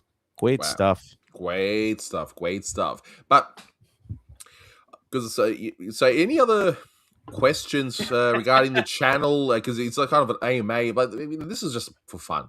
It's just one of those little things we're just doing. No, I did not get the figure. I thought about it, but I am not a I mean, I don't dislike it, but Transformers, I was never a fan of the franchise. So I was like, I already have enough. I've already spent obscene amounts of money on figures, so I could live Money? with one less one. Money? What's that? Money can buy me peanuts. Explain how. Now it's either Peanuts or Transformers figure. I'll stick with the Peanuts. uh, damn you, Haim. Damn you, Haim Saban.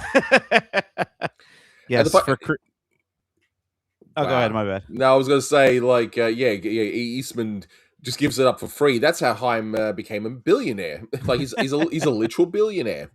Like, he really is.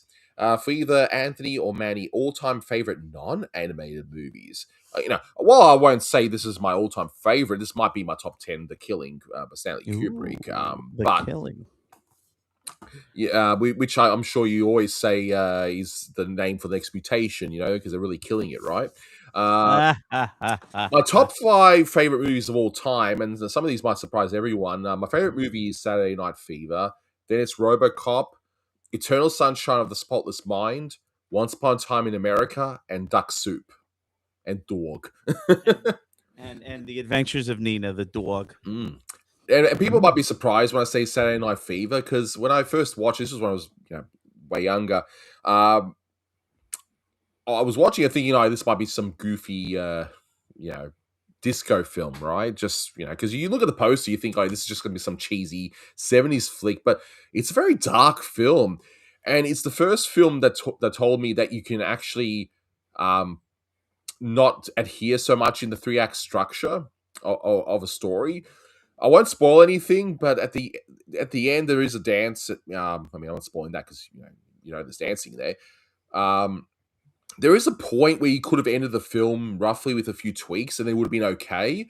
But then in the last 10 minutes, literally everything happens. I will say again, I don't want to spoil anything. Yeah, everything's happened so bad that it actually ends on a character's low point with a hint of hope. Right? It ends where most films would start the third act. Because at the end of the second act, typically you would have a character who is at a low point and they need... If you're doing a hero's journey, that's pretty much where you start the third act, okay? And it just blew my mind. Look, do other films do it better? Yeah, of course. But this just stood out for me. But also, look, I love the just the whole vibe of the film anyway, the Bee Gees music, just the music in general, and just how it teaches you a very important message, okay? Sometimes you outgrow your friends, and sometimes it's so hard to realize that. Because in the film, Tony Maneri has his group of friends, but you can clearly see they're holding him back. And it's like, dude, you're more mature than them. You need to let them go. And yeah, so it's an amazing film. And one of the things I'd love to do when I come to the New York area, Jersey and all that, is actually visit some of those streets from that film and take some photos there. So there you can do the Saturday Night Fever tour for me, Manny, right?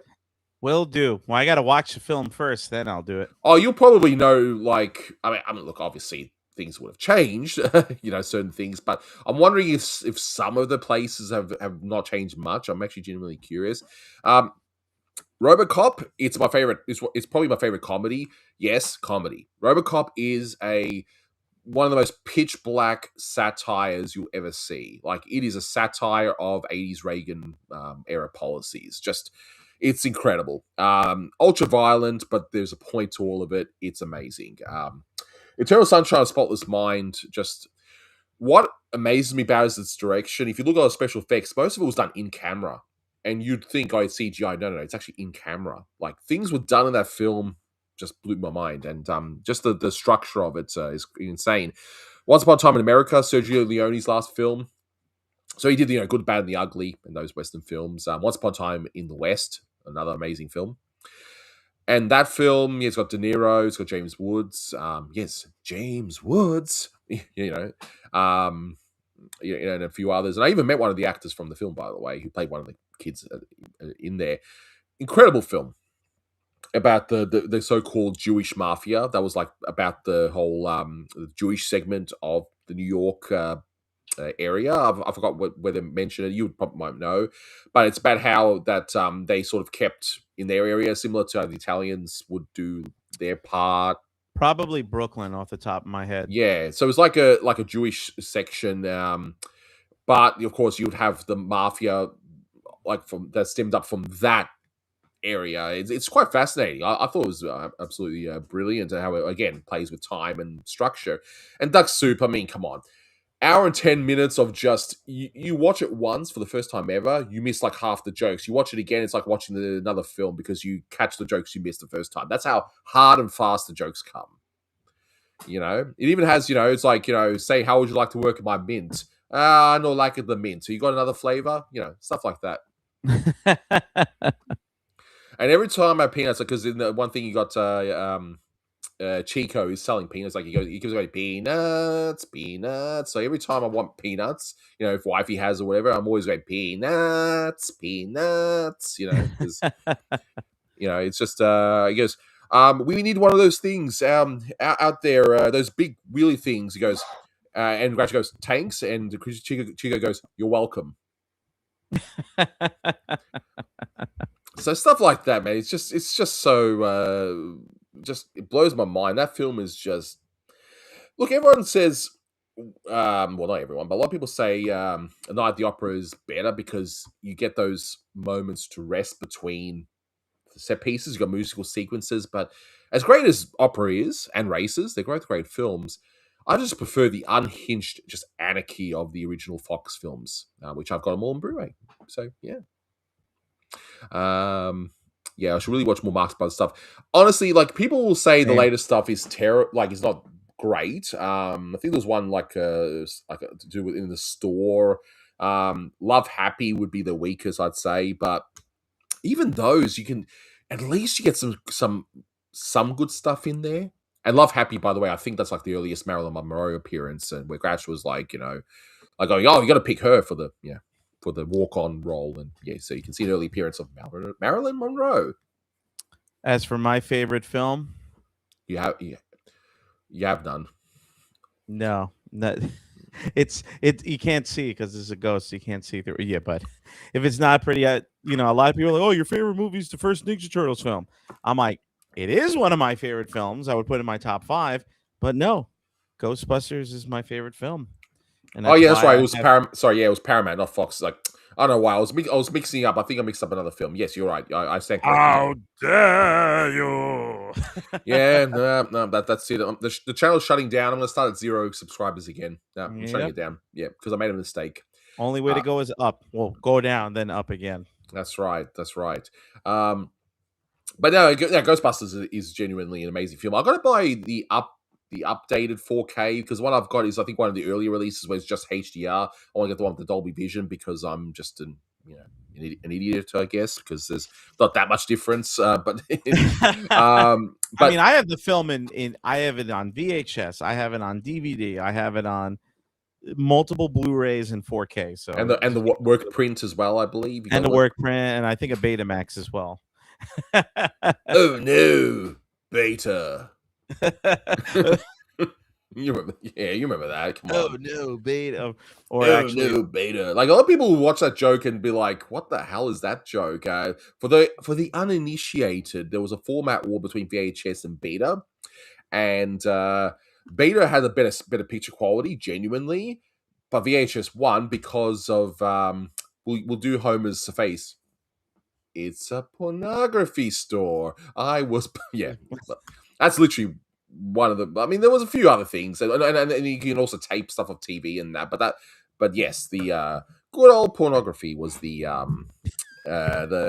one of the things that led to the format winning. Which, yeah, I Yeah, mean, it's just true. Okay, you know, I've read that over.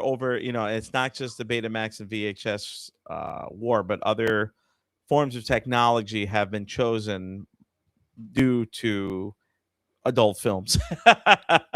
adult films. Yeah, I should have said that to make this more PG, right? Adult. Let's say Yeah, adult. adult, Adult. You adult, say adult or adult? adult, Adult. adult. Up and atom, up and atom, Adam. Oh, and Adam. up and Jiminy atom. Jillikers. Jiminy Jellikers. Oh, that scene cracks me up every time. No, The fact they got Mickey Rooney to just say Jiminy Jillikers over and over again, just chef's kiss. he was desperate for money. That's the thing. The format wars is fascinating because during all that time between VHS, which won, and DVD, you also had that outlier, which was Laserdisc. And Laserdisc was like the premium format, but that was very niche. It's similar to probably what 4K UHD is now. It's just niche. For most people, a regular Blu-ray is fine. It's good enough. And I agree. You know, as much as I would prefer 4K, you know, because it's better. But honestly, yeah, a well-made Blu-ray from a 4K scan, for most people, it's perfectly fine and perfectly acceptable. That's why Water Archive, they'll scan stuff in 4K for preservation reasons, but they'll just release it in 1080 Blu-ray because honestly, the difference isn't really they're going to be that magnificent. I do want them, Warners, to do like the best of the best Looney Tunes, like maybe the top 25 or something on 4K. Maybe have like What's Opera Doc, like the cream of the crop, and Buddy's Bearcats. Yes, all 25 shorts, Buddy's Bearcats. That's What's right. Opera Doc, the Hunting Trilogy, Porky and Wacky Land. Just like a boutique type release. Just you're not going to put all of them on 4K. That's overkill. Okay, and I say this as someone who is a 4K. I collect 4Ks. It's funny now that you mention that because there's some stuff that I like. If I have, come on, this in 4K. I mean, that's a bit overkill. Why not? This would be so overkill in 4K Blu-ray. It's like, do we put the searches or do we put the? There's some films that I went from literally from VHS to DVD, and I did a comparison, but I had the Blu-ray and then I moved up to HD 4K, and I did notice a difference, and it's one of my favorite films, Willy Wonka and the Chocolate Factory. And I was like, yes, the 4K compared to the Blu-ray, you definitely notice a difference. Like, I paused it right in the beginning when you see the Chocolate Factory for the first time when he's singing Pure Imagination. I was like, yeah, this 4K definitely makes a difference. Yeah, and a lot of people don't realize. I think they need an A/B comparison. But again, regular Blu-ray, especially if it comes from a 4K source, it's perfectly acceptable. It is perfectly acceptable. So let's see. My top 5 non-animated would be The Searchers. I only watched that for the first time late last year, actually, and I'm so glad. My sister bought for my birthday The Man Who Shot Liberty Vance in 4K for me, so I'm looking forward to seeing that finally. Ikaru, I've not seen it. I should. The Apartment, great film. I want to track down the 4K of that. I do have the 4K of Mr. Smith Goes to Washington, and it's so funny.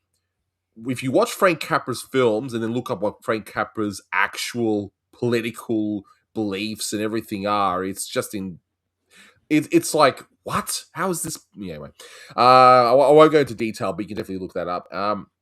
Metropolis, Metropolis. It's kind of weird. I've seen Metropolis a few times, and yet I've never seen the complete version that they found in some random place in Argentina, I believe. They found the full thing, and they did a massive restoration, so now we have the full thing. So Metropolis, I mean, that's in the public domain now, so there's no excuse. You got to watch it. It's actually quite timely as well. A lot of what happens in there to what's happening nowadays, and I'll say no more. But yeah, definitely great. So yeah, out of your list, that's a great list. Ikaru, I got to still see. I know what it is. I know the film. I haven't seen it. But in terms of top 5, yeah, that would be it. I mean, I've got so many other films I just love. The Killing would be in there. Whereas there were some films I love, but they will never be my top 10. It's just for whatever reason. See, I actually have the Tron 1 and 2. And if you're wondering who signed these, okay? I did. Yes. So I got Tron himself, which is Bruce Boxleitner there. The late Cindy Morgan, she signed that, so I got the main two. And just a few weeks ago, I got to meet Sam Flynn himself. Garrett Hedlund.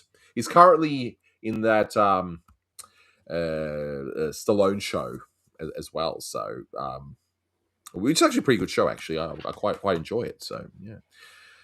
Let's see. The complete cut of Metropolis is what I always watch, and I got to see in the theater. So that would Ooh, on the Wurlitzer. Wurlitzer. So someone actually gave it a whirl on a Wurlitzer.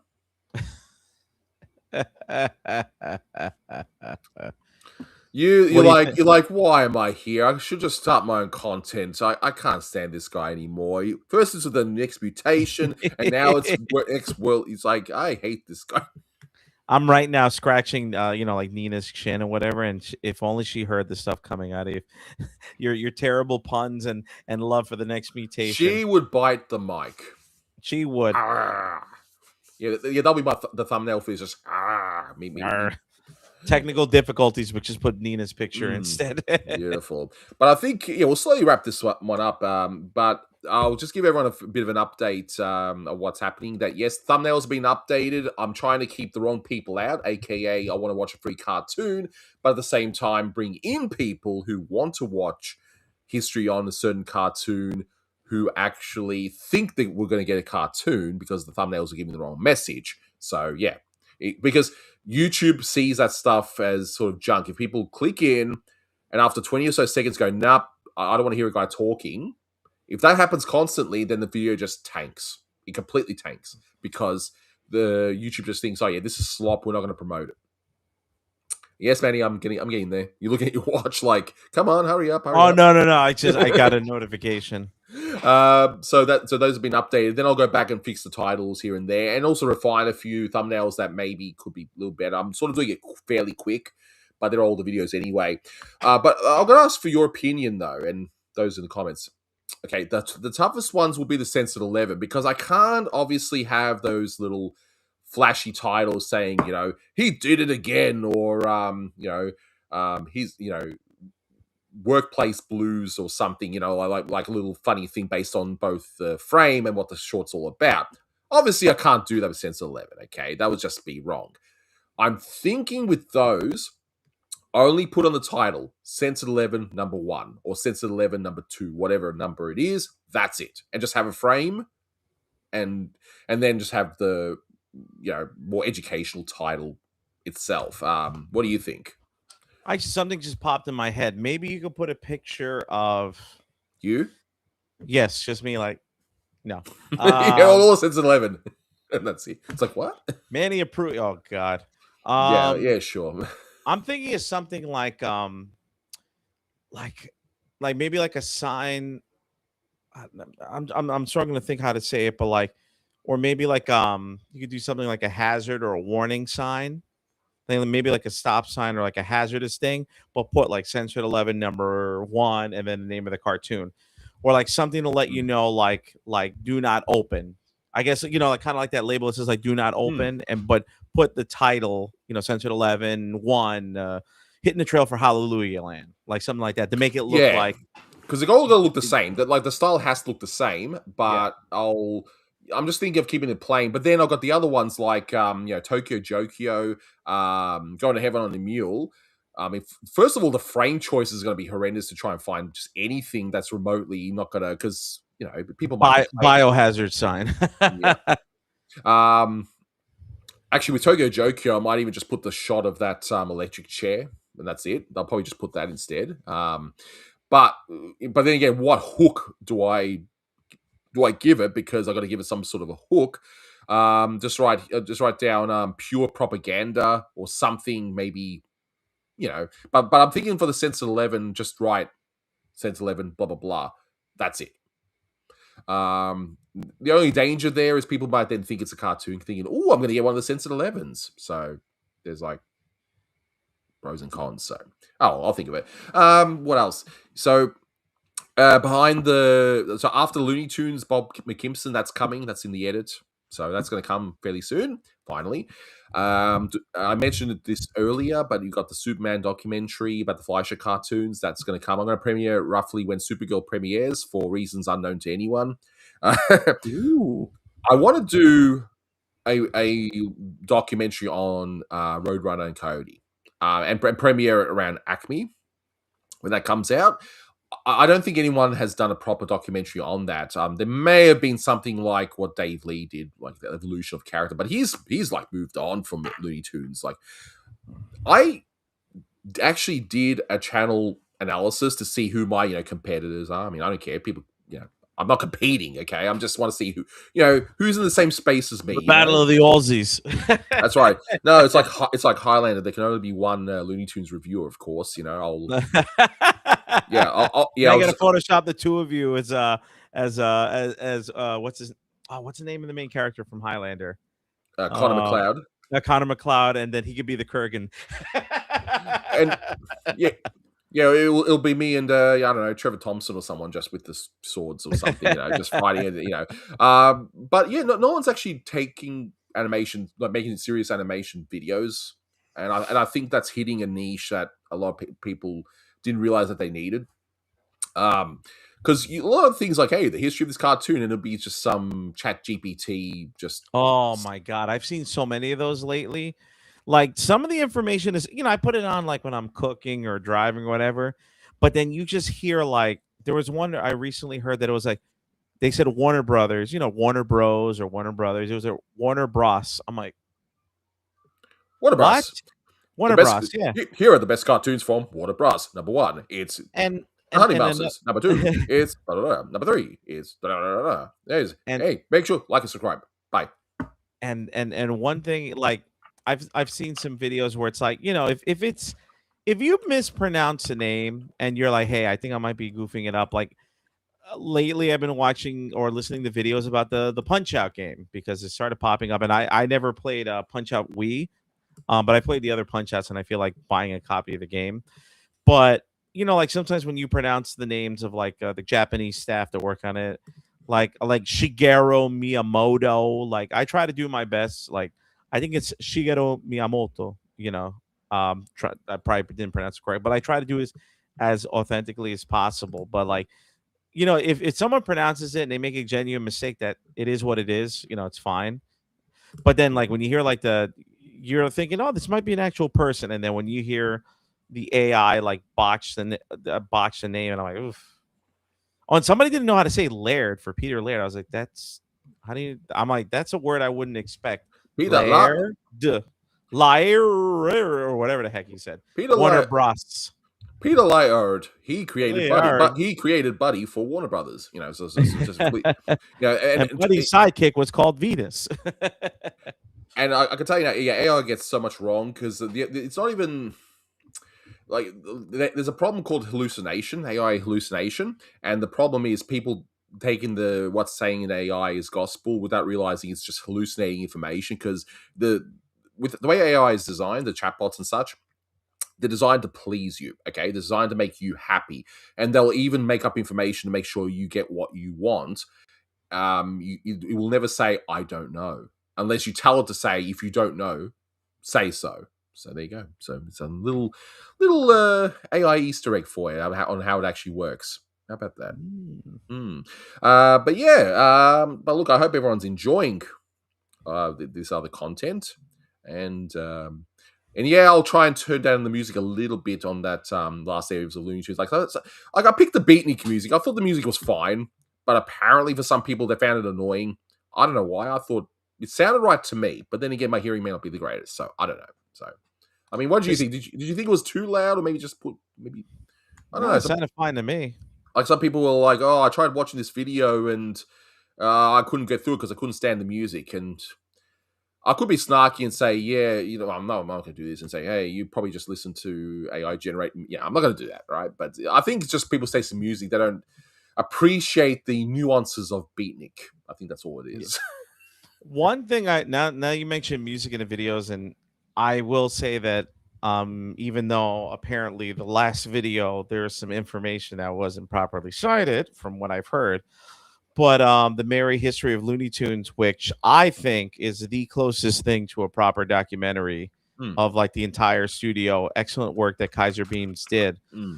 And one thing musically that I really do like, and this is something that I'm always thinking about with my own channel or even like my Instagram posts, that you don't know how many times I want to do like relevant music posts, little music history or opinion, and they get flagged so quickly. And one time I just went on a rant. I'm like, this is ridiculous. I'm a musician. I'm trying to educate and I can't do it. But what Kaiser Beams did on their channel that I really liked was when they were talking, like showing footage or whatever, talking about a different decade, the music that was playing is the music relevant of that decade. Yeah, So like, that's what I tried to do. yeah, like I heard, they started in the 1940s and you hear like In the Mood by Glenn Miller. The 60s, I think I heard like a little snippet of like the Beatles playing. And then the last episode, delved from Looney Tune history from the 70s and now. So like, of course, I started grinning like an idiot, when it goes into the 80s, and then you hear, I think, like a little bit of Billie Jean playing in the background. The 90s was like, I don't know, Spice Girls playing. I like when people do that, when they do like a history retrospective, and it's like, oh yeah, this is from the 60s, so let's put on Motown, let's put on the Beatles, let's put on the Rolling Stones. Like, I like attention to detail like that. Yeah, And I like that what you did in your stuff, but not everybody appreciates the hard work.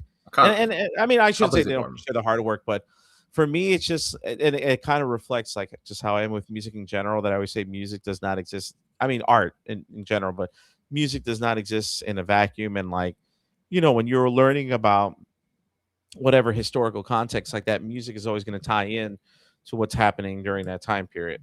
So great stuff. Great stuff. Speaking of great stuff, someone on Twitch is actually watching. One person. That's the first time ever. What? That's insane. Wherever you are, you're number one in my book. I thought you were going to say, like, it's just somebody's watching on Twitch, and I don't know how that's possible because I don't have a Twitch. No, Like, I do have a Twitch. This is our first caller to the show, and I don't, and this has never happened before because this is not a call-in show. That's one of my favorite Simpsons episodes, Homer the Vigilante. Yes, I love that one. I love it. But yeah, I hope everyone enjoyed this AMA, and away we go. I don't know. I couldn't think of anything. Oh boy! Now, thanks so much for watching, guys. Hopefully next week I'll have the next at last of 1956. So there you are. Get something else to look forward to. Hold on, before you go, I got my piano, my keyboard that's not plugged in, so I'm gonna playing some notes. You probably those are the notes right there. My little 61 keyboard. Happy birthday to you. You're 102. You look like a monkey, and you smell like one too. Happy birthday, mate. Muy bueno, mate. Muy bueno, mate. Muy bueno. Oh, I just joined. Okay, so let's go back to the beginning, and we're gonna do it again for Don. Don. There you go. Donatello. There you go. Donatello. There you go. Donnie. But you rewatch from the start, and don't worry, this is not the only live stream we'll ever do. Okay, just like the Simpsons, just like the Simpsons, we will never stop. We will never stop. Anthony's shit. Never mind.